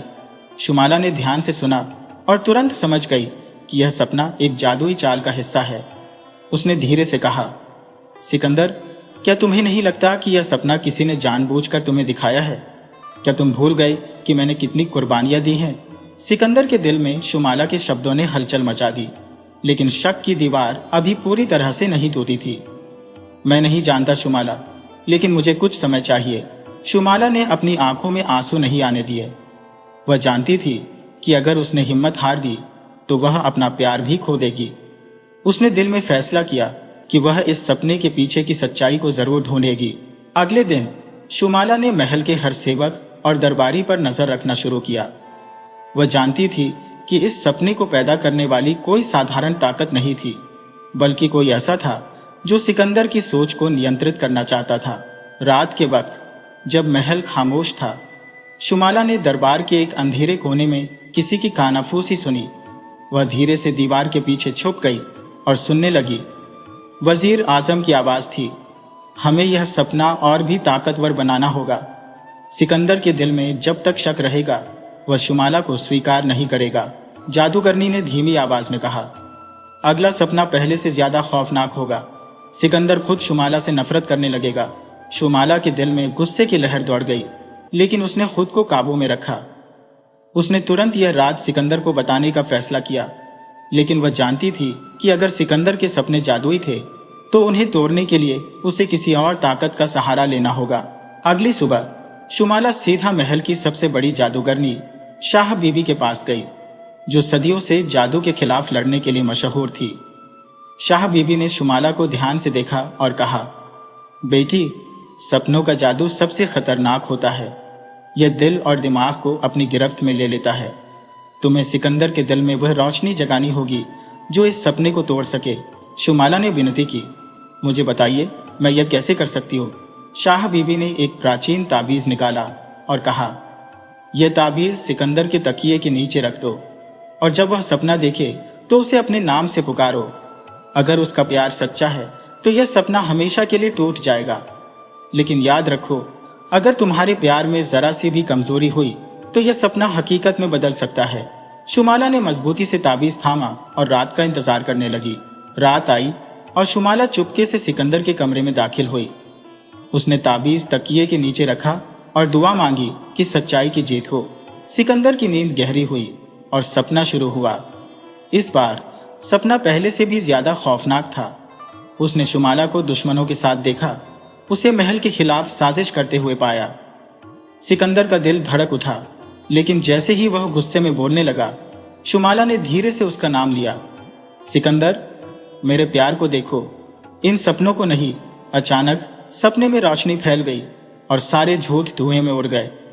सिकंदर की आंख खुली और उसने शुमाला को अपने करीब पाया। तुमने मेरे सपने को तोड़ दिया, ये सब जादू था। शुमाला ने आंखों में आंसू ले कहा। सिकंदर, मैंने कहा था ना कि मेरा प्यार सच्चा है। तुम्हें सिर्फ अपनी आंखों से देखने की जरूरत थी। सिकंदर का दिल शर्मिंदगी से भर गया। उसने शुमाला का हाथ थाम लिया। शुमाला, मैंने तुम पर शक करके बहुत बड़ी गलती की। मैं हमेशा तुम्हारे साथ रहूंगा। लेकिन यह कहानी यहां खत्म नहीं हुई थी, क्योंकि महल में एक और तूफान आने वाला था, जो शुमाला और सिकंदर के प्यार को एक नए इम्तिहान में डालने वाला था। महल की दीवारों में कानाफूसी गूंजने लगी कि सिकंदर का दिल दोबारा शुमाला की तरफ झुक चुका है। वजीर आजम और साजिशी बेगमात के चेहरों पर बेचैनी के निशान थे। वे जानते थे कि अगर शुमाला इस इम्तिहान में कामयाब हो गई तो उनकी सारी साजिशें नाकाम हो जाएंगी। लेकिन उन्होंने हार मानने का इरादा नहीं किया था। रात के साए गहरे हो रहे थे जब वजीर आजम गुप्त तहखाने में पहुंचा, जहां जादूगरनी पहले से मौजूद थी। उसने गुस्से से कहा, शुमाला ने तुम्हारे सपनों के जादू को तोड़ दिया। अब हमें ऐसा हमला करना होगा जिसका कोई तोड़ ना हो। जादूगरनी मुस्कुराई। उसके हाथ में एक काली शीशी थी। इसमें एक ऐसा जहर है जो नजर नहीं आता, लेकिन पीने वाले के दिल में नफरत भर देता है। जादूगरनी ने कानाफूसी की। अगर सिकंदर ने यह जहर पी लिया तो वह हमेशा के लिए शुमाला से नफरत करेगा। अगले दिन महल में दावत का आयोजन था। शाही मेहमानों के साथ सिकंदर और शुमाला को भी खास जगहों पर बिठाया गया। मल्लिका नूरजहां की आंखों में खुशी थी कि सिकंदर ने अपना फैसला कर लिया था, लेकिन किसी को पता नहीं था कि एक खतरा उनके सिर पर मंडरा रहा है। वजीर आजम ने खुद सिकंदर के लिए प्याला भरा और अपने खास गुलाम को इशारा किया। गुलाम ने प्याला धीरे से मेज पर रखा और चुपचाप पीछे हट गया। जैसे ही सिकंदर ने प्याला होठों तक पहुंचाया, शुमाला ने अचानक एक अजीब सा एहसास किया। उसका दिल जोर जोर से धड़कने लगा। एक अनजान डर ने उसे जकड़ लिया। उसने सिकंदर के हाथ को पकड़ लिया और कहा, सिकंदर, ये प्याला मत पियो। सिकंदर ने हैरत से शुमाला को देखा। शुमाला, क्या हुआ? ये तो साधारण पेय है। शुमाला ने घबराकर प्याले को सूंघा, लेकिन जहर की कोई गंध नहीं थी। तभी शाह बीबी, जो सब कुछ चुपचाप देख रही थी, धीरे से बोली, बेटी, तुम्हारे दिल ने तुम्हें सही रास्ता दिखाया है। अगर तुम्हें लगता है कि यह खतरनाक है तो इसे रोकना होगा। शुमाला ने प्याला मेज पर रख दिया और मल्लिका नूरजहां की तरफ मुड़कर कहा, मल्लिका, आलिया, क्या आप इजाजत देंगी कि मैं इस प्याले की सच्चाई जांच सकूं? मल्लिका नूरजहां ने गहरी नजर से सबको देखा, फिर सिर हिला दिया। शुमाला ने वह प्याला शाह बीबी की तरफ बढ़ाया, जो महल की सबसे समझदार महिला थी। उन्होंने प्याले के ऊपर कुछ खास मंत्र पढ़े और देखते ही देखते प्याले का रंग काला होने लगा। महल में सनसनी फैल गई। वजीर आजम के चेहरे का रंग उड़ गया, लेकिन वह खुद को संभाल कर बोला, यह जादू कैसे हो सकता है? शायद यह किसी और वजह से हुआ हो। शाह बीबी ने सख्ती से कहा, यह जहर था जो नजर नहीं आता, लेकिन पीने वाले के दिल में नफरत पैदा कर देता है। अगर सिकंदर ने यह पी लिया होता तो वह हमेशा के लिए अपनी मोहब्बत को भूल जाता।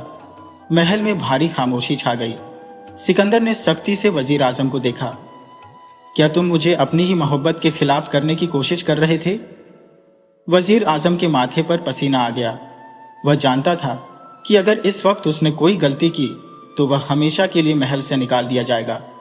उसने जल्दी से कहा, शहजादे, मैंने कुछ नहीं किया, शायद यह किसी और ने किया हो। लेकिन शुमाला जानती थी कि सच्चाई का वक्त आ चुका है। उसने आगे बढ़कर कहा, मल्लिका आलिया, ये वक्त फैसला लेने का है। अगर आज सिकंदर पर हमला हो सकता है तो कल आप पर भी हो सकता है। मल्लिका नूरजहां की आंखों में आग सी भड़क उठी। उन्होंने दरबारी सिपाहियों को आदेश दिया कि वजीर आजम को गिरफ्तार कर लिया जाए और इस साजिश की जड़ तक पहुंचा जाए। जैसे ही सिपाहियों ने वजीर आजम को पकड़ा, एक बेगम चीख उठी, मैंने यह सब सिकंदर को शुमाला से दूर करने के लिए किया था। हमें डर था कि एक अनजान लड़की हमारी सल्तनत की बहू बनेगी, लेकिन हमें नहीं पता था कि वह इतनी बहादुर होगी। महल में हलचल मच गई, लेकिन अब सब जान चुके थे कि शुमाला की मोहब्बत, बहादुरी और समझदारी ने उसे हर इम्तिहान में कामयाब कर दिया था। सिकंदर ने आगे बढ़कर शुमाला का हाथ थामा और सबके सामने कहा, शुमाला ने हर साजिश को नाकाम कर दिया, हर इम्तिहान में कामयाब रही। अब कोई शक नहीं कि वही मेरी दुल्हन बनेगी। महल में खुशियों की गूंज सुनाई देने लगी। मल्लिका नूरजहां ने मुस्कुराकर कहा, आज से शुमाला हमारी बहू है और हमारी सल्तनत का हिस्सा है। लेकिन शुमाला के दिल में एक और सवाल था। अगर वजीर आजम ने यह सब किया था तो क्या वह अकेला था, या महल में अभी भी कोई ऐसा था जो अंधेरे में अपनी अगली साजिश तैयार कर रहा था? महल में खुशियों का माहौल था, लेकिन शुमाला के दिल में एक अजीब सी बेचैनी थी। वह जानती थी कि वजीर आजम की साजिश नाकाम हो चुकी थी, लेकिन क्या खतरा वाकई खत्म हो गया था? सिकंदर के हाथों में हाथ दिए वह सोच रही थी कि कहीं अंधेरे में कोई और दुश्मन छुपा तो नहीं जो अभी तक सामने नहीं आया। रात का पहर गहरा हो चुका था जब शुमाला महल के बाग में अकेली टहल रही थी। ठंडी हवा के झोंकों में एक कानाफूसी मिल गई। किसी ने धीरे से कहा, तुम जीत तो गई हो, लेकिन यह जीत अस्थाई है। शुमाला चौंक गई। उसने फौरन पलट कर देखा, लेकिन बाग में कोई नहीं था। वह समझ गई कि यह कोई संयोग नहीं है, बल्कि किसी ने जानबूझकर यह शब्द कहे है। लेकिन कौन? अगली सुबह सिकंदर और शुमाला की शादी की तैयारियों का आगाज हो गया। महल में हर तरफ चमक दमक थी, बाजे बज रहे थे और मेहमानों का स्वागत किया जा रहा था। लेकिन दरबारियों में से कुछ के चेहरों पर अब भी खटक थी, खास तौर पर कुछ शाही बेगमात जो अब भी इस शादी के पक्ष में नहीं थी। वे जानती थी कि अगर शुमाला मल्लिका बन गई तो उनकी ताकत कम हो जाएगी। शाही गहनों और कपड़ों की तैयारी के दौरान शुमाला के कमरे में एक पुराना सेवक आया। वह सिर झुकाए बोला, बीबी, मैं आपसे एक जरूरी बात करना चाहता हूं। शुमाला ने सेवक को ध्यान से देखा। वह कई सालों से महल में था और हमेशा ईमानदार माना जाता था। शुमाला ने कहा, कहो, क्या बात है? सेवक ने धीरे से कहा, शहजादी, आपको इस शादी से पहले एक रात जानना होगा। वजीर आजम अकेला नहीं था। जो असली साजिश कर रहा है वह अभी तक सामने नहीं आया। शुमाला ने हैरत से कहा, कौन? सेवक ने इधर उधर देखा जैसे किसी का डर हो, फिर बोला, मल्लिका नूरजहां के सबसे करीबी साथियों में से कोई है जो नहीं चाहता कि आप सिकंदर की बीवी बने, लेकिन वह इतना चालाक है कि उसने खुद को अभी तक जाहिर नहीं किया। शुमाला ने गहरी सांस ली। उसने फैसला कर लिया कि वह किसी भी कीमत पर सच का पता लगाकर रहेगी। अगली रात महल में एक खास दावत रखी गई थी, जहां सभी महत्वपूर्ण दरबारी और शाही मेहमान मौजूद थे। इस दौरान शुमाला ने महल की सबसे पुरानी और राजदार नौकरानी बीबी जैनब से बात की। बीबी जैनब ने कानाफूसी में कहा, बेटी, मैंने अपनी जिंदगी में कई साजिशें देखी है। जो लोग सामने दुश्मन नजर आते हैं वे असली दुश्मन नहीं होते। हमेशा वही नुकसान पहुंचाता है जो करीब होता है। शुमाला ने सोचा, क्या यह वजीर आजम से ज्यादा ताकतवर कोई और था? क्या वह शख्स महल के अंदर ही छुपा था? उधर सिकंदर भी महसूस कर रहा था कि कोई साजिश अब भी जारी है। उसने अपने खास मुहाफिज को बुलाया और कहा, महल की हर चीज पर नजर रखो। अगर किसी को किसी गुप्त बैठक में जाते देखो तो तुरंत मुझे खबर दो। अगले दिन एक हैरान करने वाला वाकया हुआ।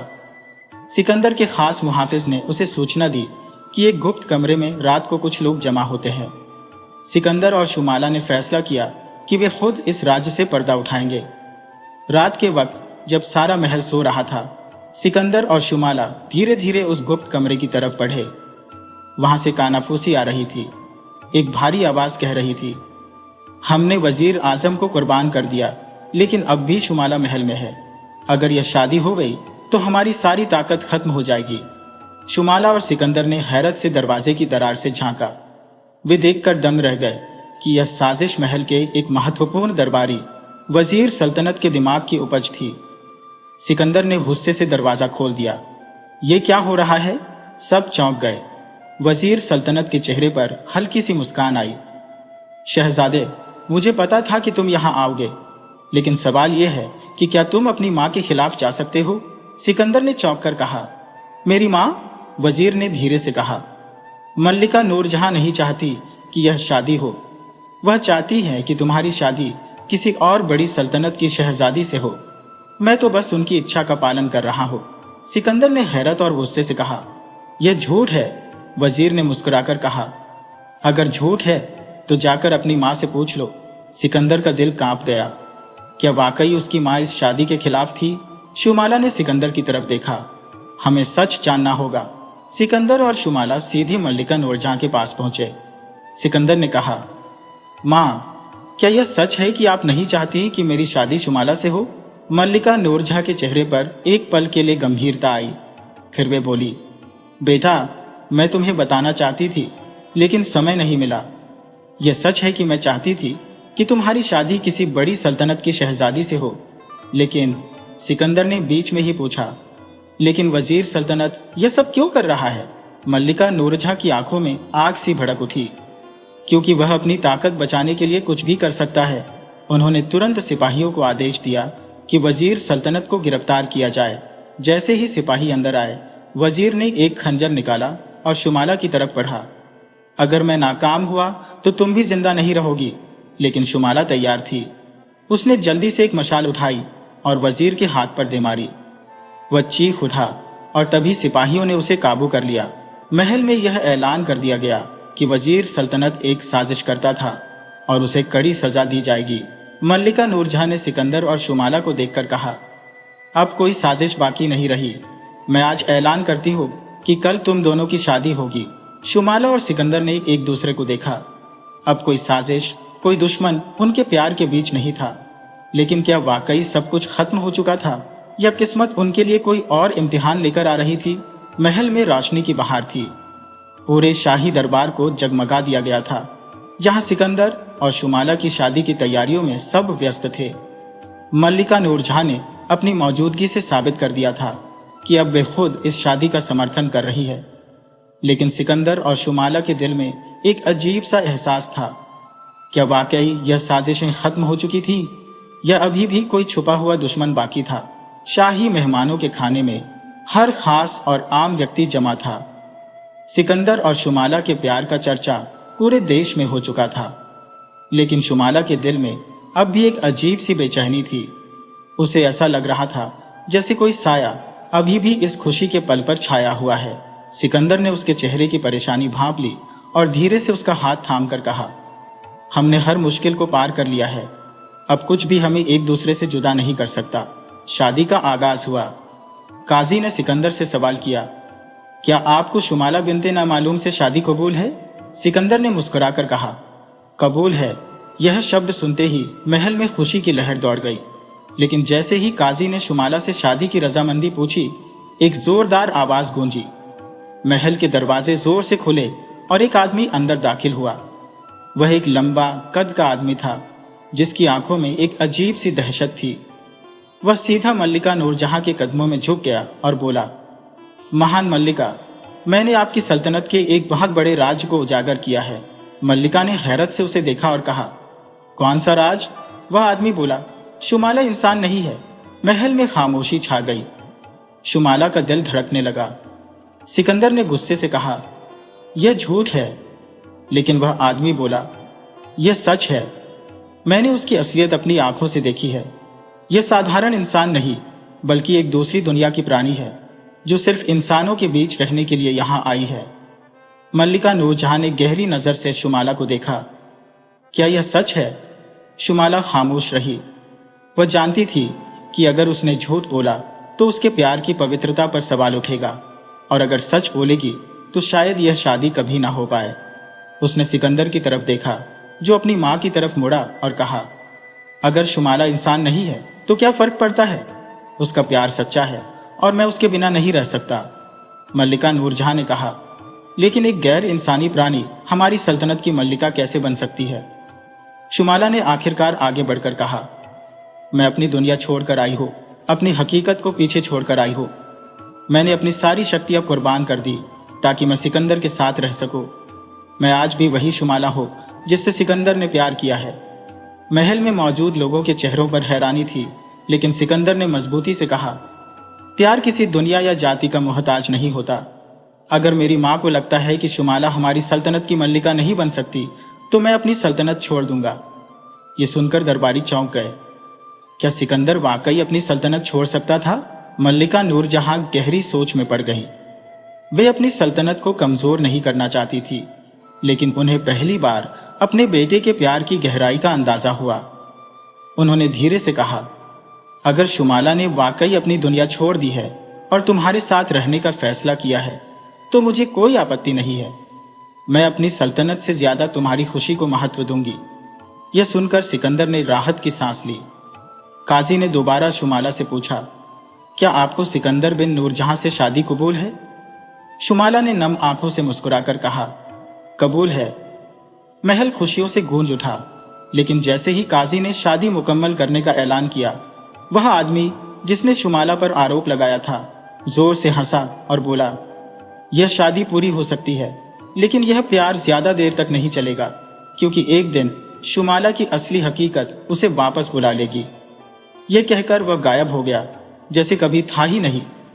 शुमाला ने सिकंदर का हाथ मजबूती से थामा। उसकी आंखों में एक फैसला था, चाहे कुछ भी हो जाए वह सिकंदर का साथ कभी नहीं छोड़ेगी। और सिकंदर ने भी उसे यकीन दिलाया कि वह हर हाल में उसका साथ देगा। यह प्यार आसान नहीं था, लेकिन यह सच्चा था, और यही सच्चाई हर साजिश, हर दुश्मन और हर मुश्किल को हरा देगी।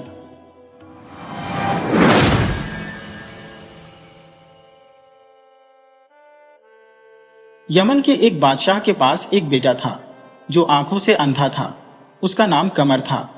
बादशाह अक्सर सोचा करता था कि उसके बाद उसके तख्त ताज को कौन संभालेगा। आखिर खुदा ने उसकी दुआ कबूल की और एक और चांद सा शहजादा दिया जिसका नाम अब्दुल्ला रखा गया। पूरे मुल्क में खुशियां मनाई गई।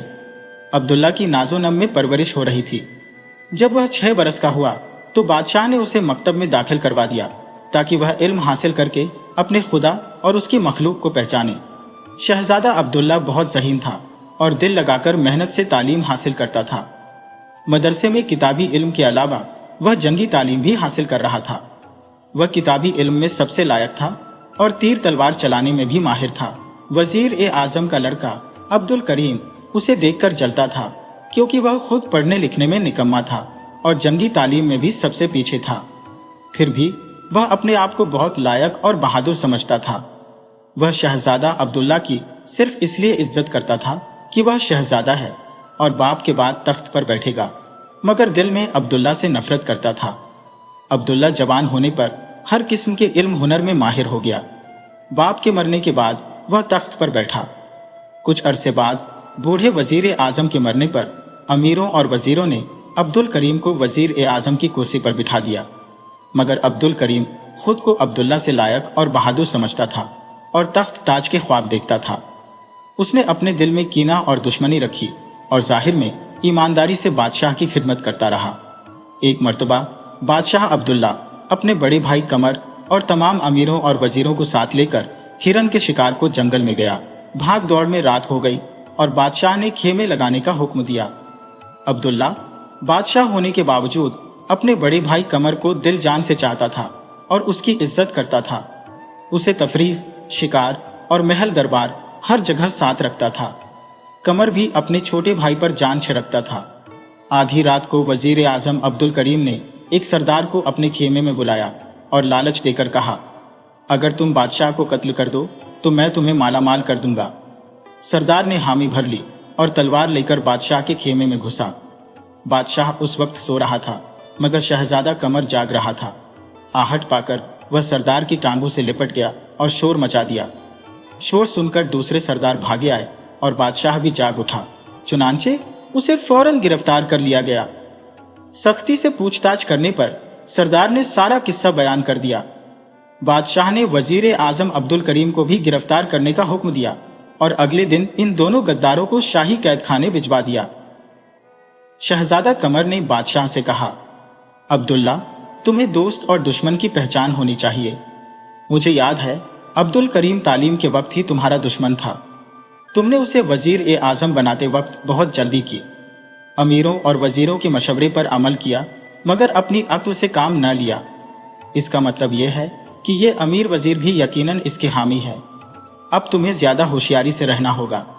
अब्दुल्ला ने कहा, भाईजान, आप दुरुस्त फरमाते हैं। मैं इंशाअल्लाह आपकी नसीहत पर अमल करूंगा। कमर ने कहा, खुदा तुम्हें अपनी हिफाजत में रखे। उसी रात अब्दुल करीम और उसका साथी, जिसका नाम अब्बू तब था, जेल से भाग निकले और कुछ सरदारों को साथ लेकर यमन से दूर एक घने जंगल में अड्डा बना लिया। वे मुल्क में लूटमार करने लगे। कत्ल और चोरियों की खबरें सुनकर बादशाह के कान पक गए। उसने अब्दुल करीम और उसके साथियों को गिरफ्तार करने पर भारी इनाम मुकर्रर कर दिया। जब यह खबर अब्दुल करीम के कानों में पहुंची तो उसने अपने दोस्त अब्बू तरा से कहा, अब्बू तरा, आज रात तुम शाही महल पर हमला करके लूट मार मचा दो। अगर हो सके तो बादशाह को मार डालो या कम से कम अंधे शहजादे को उठा लाओ ताकि मैं उसे सजा देकर हलाक कर सकूं। अब्बू तब ने कहा, हुजूर, ये काम बहुत मुश्किल है। शाही महल पर सख्त पहरा है। अब्दुल करीम बोला, अब्बू तरा, तुम बहुत डरपोक हो। अब्बू तरा बोला, हुजूर, चंद महीने और इंतजार करें ताकि हमारी ताकत और बढ़ जाए, फिर यमन के तख्त पर आप ही बैठेंगे। अब्दुल करीम खामोश हो गया। उसे अब्बू तरा पर भरोसा था कि एक दिन वह उसे यमन के तख्त पर बैठा देगा, मगर उसे यह मालूम नहीं था कि अब्बू तरा खुद बादशाह बनने के ख्वाब देख रहा है। एक रात जब अब्दुल करीम गहरी नींद में था, अब्बू तरा तलवार लेकर उसके कमरे में आया। आहट पाकर अब्दुल करीम जाग गया और पूछा, अब्बू तरा, क्या बात है? अब्बू तरा बोला, आज मैं शाही महल की ईंट से ईंट बजाने जा रहा हूं। जाने से पहले तुम्हें मौत के घाट उतारना चाहता हूं। अब्दुल करीम यह सुनकर कांप उठा और कहने लगा, अब्बू, तब क्या तुमने मेरा नमक नहीं खाया? क्या तुम मेरे नमक हलाल नहीं हो? अब्बू तरा जोर जोर से हंसने लगा और बोला, जब तुम बादशाह की नमक हलाल नहीं हो सकते तो मैं कैसे तुम्हारा नमक हलाल हो सकता हूं? यह कहकर अब्बू तरा ने तलवार के एक ही वार से अब्दुल करीम का खात्मा कर दिया और फिर अपने साथियों के पास जाकर उन्हें शाही महल पर हमला करने के लिए तैयार होने का हुक्म दिया। उसी रात शहजादा कमर ने एक खौफनाक ख्वाब देखा और चौंक कर जाग उठा। उसने अपने छोटे भाई अब्दुल्ला से कहा, अब्दुल्ला, मैंने अभी अभी एक बहुत बुरा ख्वाब देखा है। अब्दुल्ला ने आंखें खोलते हुए देखा कि मलक पूछ रहा है, भाईजान, आपने क्या सपना देखा? शहजादा कमर ने उत्तर दिया, मैंने देखा कि दरबार का एक विद्रोही सरदार अब्बू तरा, जिसे आपने गिरफ्तार किया था, महल में घुस आया है और आपको मारने की कोशिश कर रहा है। अब्दुल्ला ने हंसते हुए कहा, भाईजान, आप बेवजह मेरी चिंता करते हैं। सपनों का क्या, वे हमेशा उलटे होते हैं। देखिए, कुछ और ही हो रहा होगा। आप इत्मीनान से सो जाइए। जैसे ही दोनों भाई यह बातें कर रहे थे, महल में अचानक हंगामा मच गया। अब्बू तरा और उसके साथी महल में घुस आए थे। दोनों भाई हैरान खड़े थे। जब अब्बू तरा कमरे में घुस आया और आते ही अब्दुल्ला को मार डाला। उसने शहजादा कमर को जिंदा पकड़ लिया। शाही महल में सुबह तक अब्बू तरा और पहरेदारों के बीच खून खराबा होता रहा। अब्बू तरा के साथियों की संख्या अधिक थी, इसलिए उन्होंने कई सिपाहियों को मौत के घाट उतार दिया। सुबह होते होते अब्बू तरा ने अमीरों और वजीरों के साथ मिलकर तख्त ओ ताज संभाल लिया।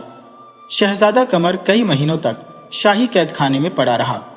फिर एक दिन अब्बू तरा ने आदेश दिया कि उसे दिन भर शाही बाग में बैलों की तरह रहट में जोता जाए।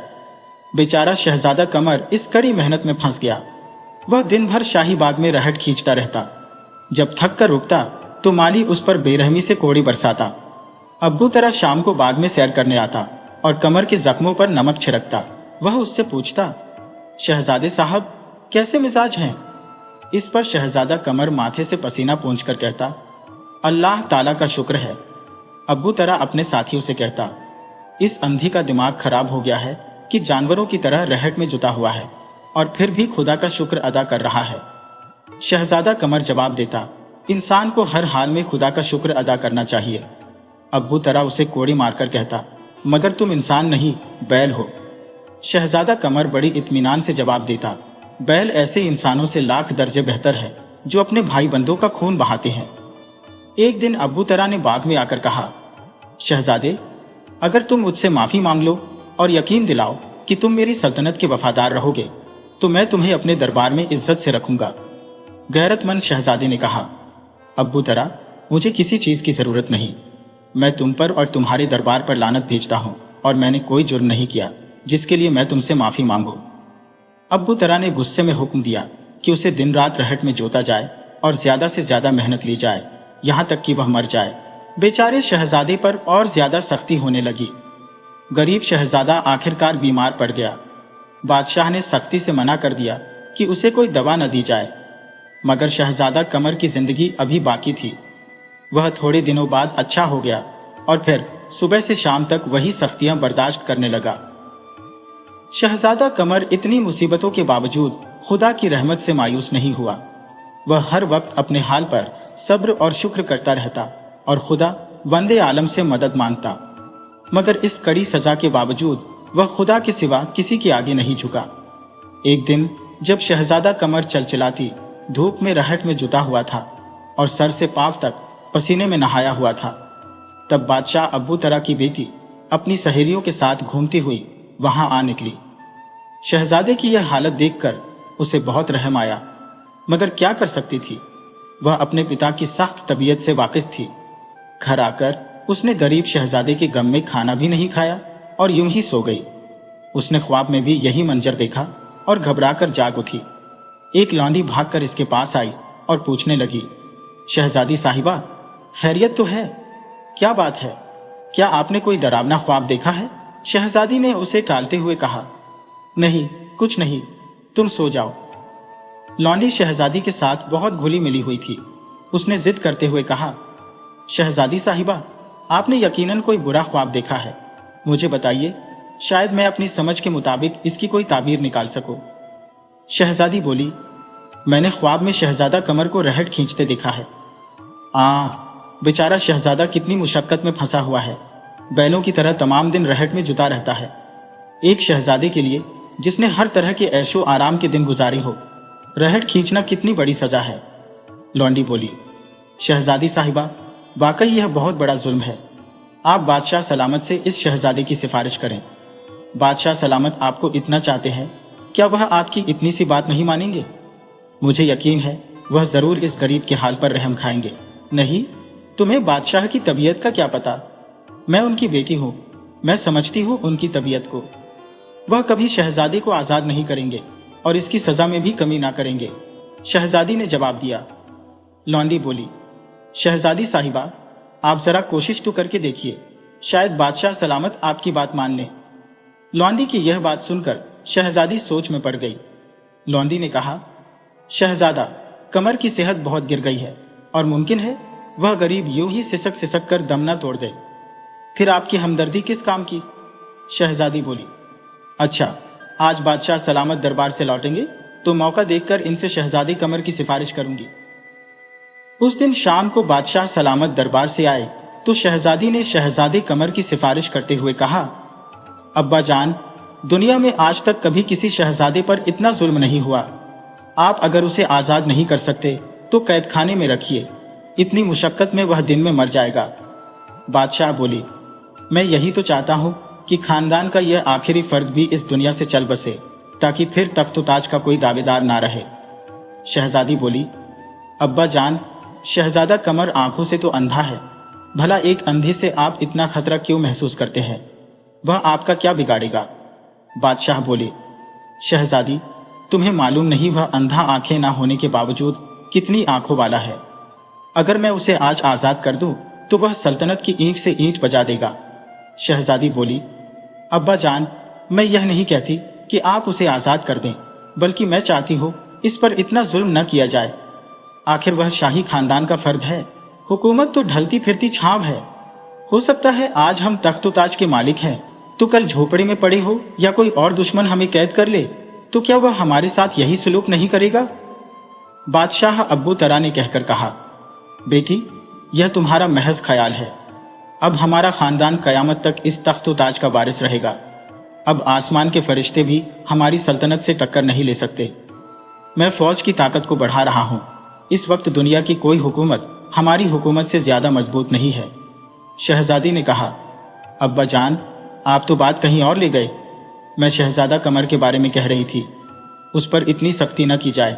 बादशाह बोले, तो फिर हम तुम्हारी सिफारिश पर आज से उस पर सख्ती बंद करते हैं, मगर उसे आजाद नहीं किया जाएगा, बल्कि उम्र भर कैदखाने में रखा जाएगा। चुनांचे बादशाह ने कोतवाल को हुक्म दिया कि अंधे शहजादे को शाही कैदखाने में रखा जाए, मगर उससे कोई मेहनत मशक्कत न ली जाए और ना किसी किस्म की सजा दी जाए। शहजादी इस बात पर बहुत खुश हुई। एक दिन उसने कैदखाने में जाकर शहजादे को देखा। शहजादा कमर नमाज पढ़कर दुआ मांग रहा था। ऐ पाक परवरदिगार, तूने मुझे जिस हाल में रखा मैंने तेरा शुक्र अदा किया, मगर अब मुझे इस कैद से निजात दे, ताकि मैं जंगल, बियाबान और पहाड़ों की खुली हवा में जाकर रहूं और बाकी उम्र आराम और चैन से तेरी याद में बसर करूं। मुझे अब किसी हुकूमत और तख्तो ताज की तमन्ना नहीं रही। शहजादी की आंखों में आंसू भर आए। उसने अपने गले से कीमती हार उतारकर कैद खाने के दारोगा को, जो पास ही खड़ा था, देकर कहा, दारोगा साहब, क्या ऐसे फरिश्ते को अंधेरे कैद खाने में रखना गुनाह ए अजीम नहीं? इसे छोड़ दो। दारोगा की आंखों में आंसू भर आए। उसने हाथ शहजादी को लौटा दिया और कहा, शहजादी साहिबा, आप महल में चली जाइए। मैं शहजादी को अपनी जिम्मेदारी पर छोड़ देता हूं। यह हार अपने पास रख लीजिए, नेकी की कोई कीमत नहीं होती। शहजादी के जाने के बाद दारोगा ने शहजादा कमर को आजाद कर दिया और खुद बादशाह के पास जाकर कहा, बादशाह सलामत, मैंने शहजादा कमर को आजाद कर दिया है, क्योंकि मैं ऐसे नेक और परहेजगार शख्स को कैद में रखना जुल्म समझता हूं। यह सुनकर बादशाह गुस्से से आग बबूला हो गया। उसने हुक्म दिया कि दारोगा को कत्ल कर दिया जाए। हुक्म पाकर जल्लाद ने उसी वक्त तलवार खींचकर दारोगा को कत्ल कर दिया। कैद खाने से छूटकर शहजादा कमर एक जंगल में जाकर याद ही इलाही में मसरूफ हो गया, मगर वहां भी उसे चैन ना मिला। आसपास के देहातों से लोग उसे खुद रसीदा समझकर इसके पास आने लगे। अंततः शहजादा बहुत परेशान था, क्योंकि वह तन्हाई चाहता था। मुल्क का सिपहसालार भी इसकी शोहरत सुनकर इसके पास चला आया और बोला, आप खुदा रसीदा बुजुर्ग है, इस मुल्क के बादशाह के लिए दुआ करें, वह अपनी रियाया पर बहुत जुल्म करता है। शहजादा इबादत में मसरूफ था, इसलिए उसने कोई जवाब नहीं दिया। सिपहसालार रात भर इसके पास बैठा रहा। जब सुबह का उजाला फैला तो वह शहजादे को पहचानकर दंग रह गया और बोला, शहजादा कमर, आप शाही खानदान के आखिरी फर्द हैं और तख्तो ताज के हकीकी वारिस हैं। अगर आप राजी हो तो मैं जालिम अब्बू तरा को तख्त से हटाकर आपको तख्त पर बिठा दूं। मुझसे अब इसके मजलूम नहीं देखे जाते। शहजादे ने कहा, नहीं, मुझे तख्तो ताज की हवस नहीं, चले जाओ। सिपहसालार बोला, क्या आपको खुदा की मजलूम मखलूक का भी ख्याल नहीं, जो जालिम बादशाह के जुल्मों सितम झेल रही है? अलगिर सिपहसालार ने शहजादे को राजी कर लिया और उसी रात तमाम अमीरों व वजीरों को साथ मिलाकर अब्बू तरा को ख्वाबगाह से उठाकर कैद खाने में डाल दिया और सुबह होते ही शहजादा कमर की ताजपोशी का ऐलान कर दिया। शहजादा कमर की तख्त नशीन पर सारे मुल्क में खुशियां मनाई गई। तख्त पर बैठकर कमर ने दरबार के तमाम गद्दारों और जालिम हाकम को हटाकर नए आदमी चुने और नेकनामी से हुकूमत करने लगा। प्यारे दोस्तों, पुराने वक्त की बात है कि एक मुल्क में एक जागीरदार के सबसे छोटे बेटे ने शाही दरबार में बतौर मुलाजिम नौकरी कर ली। इस लड़के का नाम रुस्तम था। यह लड़का बहुत हसीन और जमील और अक्लमंद होने के साथ साथ बहुत बहादुर भी था। रुस्तम अपनी इस नौकरी से बहुत खुश था। इसका ख्याल था कि दरबार में नौकरी की वजह से वह मुल्क के तमाम बड़े बड़े लोगों से मिल सकेगा और हो सकता है कि इसकी किस्मत ही बदल जाए। इस तरह यह कहा जा सकता है कि रुस्तम का मकसद नौकरी करना नहीं बल्कि हुकूमत चलाने की तरबियत हासिल करना था। दरबार में और दरबार के औकात के बाद रुस्तम अपने आप को हर वक्त चाक और चौबंद रखता और अपने लिबास की सफाई सुथराई पर खास ध्यान देता। इसके चेहरे पर हर वक्त मुस्कुराहट फैली रहती। इसके अंदाज व अतवार में चुस्ती पाई जाती और वह अपना हर काम बड़ी छाप कदस्ती से किया करता था, यानी वह किसी को भी किसी किस्म की शिकायत का कोई मौका नहीं देता था। इसीलिए दरबार में हर शख्स उसकी काबिलियत की तारीफ करता और कहता कि इस होनहार लड़के की किस्मत किसी वक्त भी बदल सकती है। इसी दौरान एक मर्तबा रुस्तम ने बादशाह की सबसे छोटी शहजादी महविश को देखा। रुस्तम भी एक जागीरदार का बेटा था। इसने शहजादी से बात करने की कोशिश की, मगर इसने रुस्तम को एक मुलाजिम समझकर डांट पिला दी। लेकिन रुस्तम ने आखिर एक दिन उसे बतला ही दिया कि वह एक जागीरदार का बेटा है। यूं शहजादी उससे बात करने लगी। रुस्तम ने शहजादी से कहा कि वह उससे शादी करना चाहता है। शहजादी ने काफी सोच विचार के बाद रुस्तम से कहा, रुस्तम, यह बात अपने जहन में रखना कि हमारी कभी शादी नहीं हो सकती। मैं 10 शहजादों में सबसे छोटी हूं और मेरी शादी का तो फिलहाल कोई इम्कान भी नहीं है। फिर भी मेरे वालिद मेरी शादी सिर्फ तुमसे इसलिए कर सकते हैं क्योंकि तुम एक बहुत बड़े जागीरदार के सबसे छोटे बेटे हो, मगर वह भी इसी सूरत में कि अगर तुम मेहनत करो और एक ऐसी मुर्गी हासिल कर लो जो कि सोने का अंडा देती हो, या किसी जिन्न को काबू करो और उसका दफनशुदा खजाना हासिल करो। इसके बाद ही मुझे यकीन है कि बादशाह सलामत मेरी शादी तुम्हारे साथ करने पर आमादा होंगे। रुस्तम ने जोश और लगन के साथ शहजादी को कहा, हाँ, मैं जरूर ऐसा ही करूंगा। अगर इस तरह बादशाह सलामत का दिल जीता जा सकता है तो मैं वह भी कर गुजरूंगा। बस तुम मेरे लिए दुआ करती रहना। चुनांचे अगली सुबह वह अपने इरादे को अमली जामा पहनाने के लिए निकल खड़ा हुआ। वह चलता रहा, यहां तक कि वह एक जादुई जंगल में पहुंच गया। जैसा कि सबको मालूम है, जादुई जंगल में हर तरफ जादू ही जादू मौजूद होता है। जैसे ही रुस्तम ने दरख्तों के दरमियान चलना शुरू किया, उसने देखा कि एक फूल काफी झुक गया है और रुस्तम से कहने लगा, मुझे तोड़ लो। अगर तुम अपनी दिल्ली आरज़ू को पूरा करना चाहते हो तो मुझे तोड़ लो। फूल ने अपनी बारीक आवाज में रुस्तम से कहा। पहले तो रुस्तम बड़ा खौफजदा हुआ कि भला एक फूल किस तरह बोल सकता है, मगर जब उसने सुना कि फूल उससे कह रहा है कि उसकी दिल्ली आरज़ू पूरी होगी तो उसने कद्र झुककर फूल तोड़ लिया।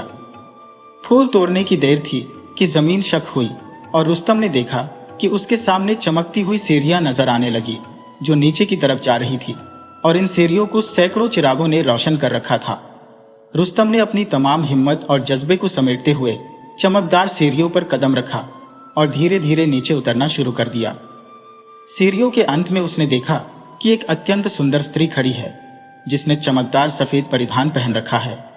उसके बाल बेहद सुनहरे थे और उसकी पोशाक पर हीरे जड़े हुए थे जो उसे और भी दीप्यमान बना रहे थे। रुस्तम को यकीन हो गया कि यह परियों की मलिका है। वाकई वह परियों की मलिका ही थी। जब रुस्तम उसके पास पहुंचा तो उसने कहा, यह दरवाजा मेरे घर की ओर जाता है जो नदी के पार है, मगर मैं इसे अपने लिए नहीं खोल सकती क्योंकि मुझे अक्सर इंसानों की भलाई के लिए बाहर जाना पड़ता है। एक बड़ी जादूगरनी ने मुझे यहाँ कैद कर दिया है और मेरी जादू की छड़ी ले गई है। अगर तुम मेरी मदद कर सको तो मैं तुम्हारी हर इच्छा पूरी कर सकती हो, मगर पहले मुझे इस मुसीबत से निजात दिलानी होगी। रुस्तम ने बड़ी आत्मविश्वास के साथ जवाब दिया, मैं जरूर मदद करूंगा, सिर्फ इसलिए कि मैं एक दयालु स्त्री की मदद करना चाहता हूं। आप मुझे केवल यह बताएं कि मुझे करना क्या होगा। मैं आपका काम जरूर करूंगा और कभी भी आपको निराश नहीं करूंगा। परियों की मलिका ने कहा, सबसे पहले थोड़ा सा नमक ले आओ। फिर इस जंगल के जादू में आगे बढ़ो। तुम्हें जल्द ही एक जोरदार गर्जना सुनाई देगी। यह गर्जना एक शक्तिशाली भंवर की होगी। उसकी ओर ध्यान देने पर तुम्हें धूल और कचरे का ढेर दिखाई देगा। यह एक टूटी फूटी झोपड़ी का कचरा होगा।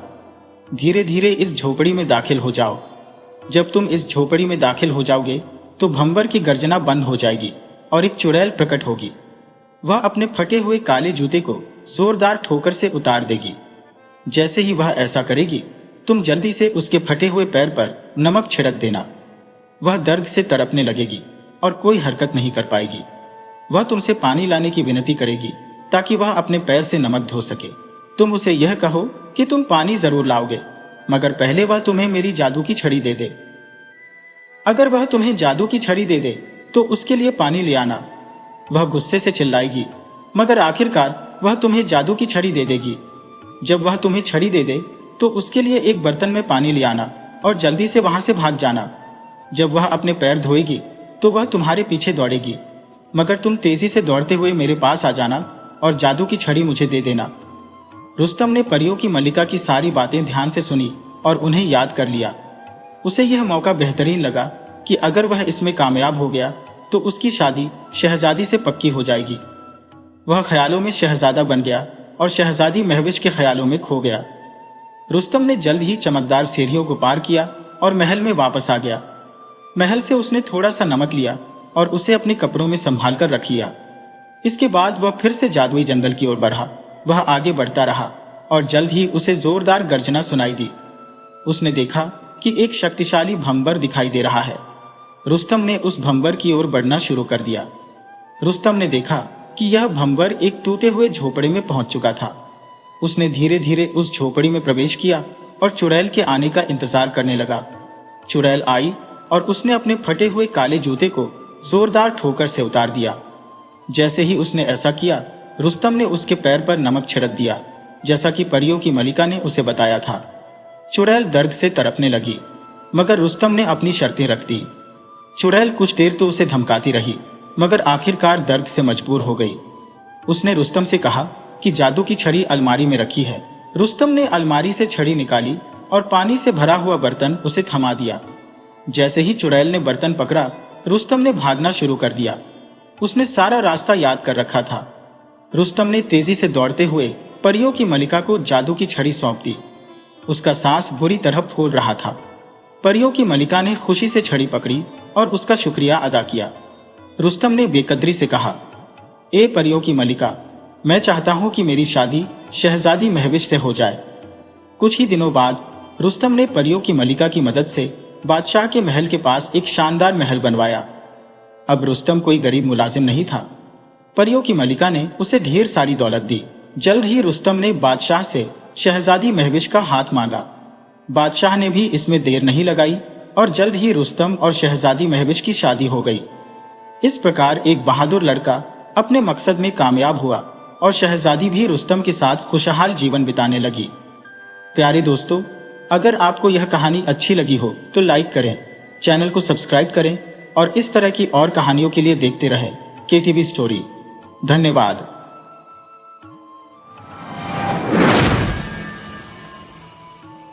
वीडियो अच्छी लगे हो तो इसे लाइक करें और ऐसे ही मज़ेदार कहानियों के लिए चैनल को सब्सक्राइब करें और बेल आइकन दबाएं। ज़्यादा से ज़्यादा अपने दोस्तों को शेयर करें। धन्यवाद।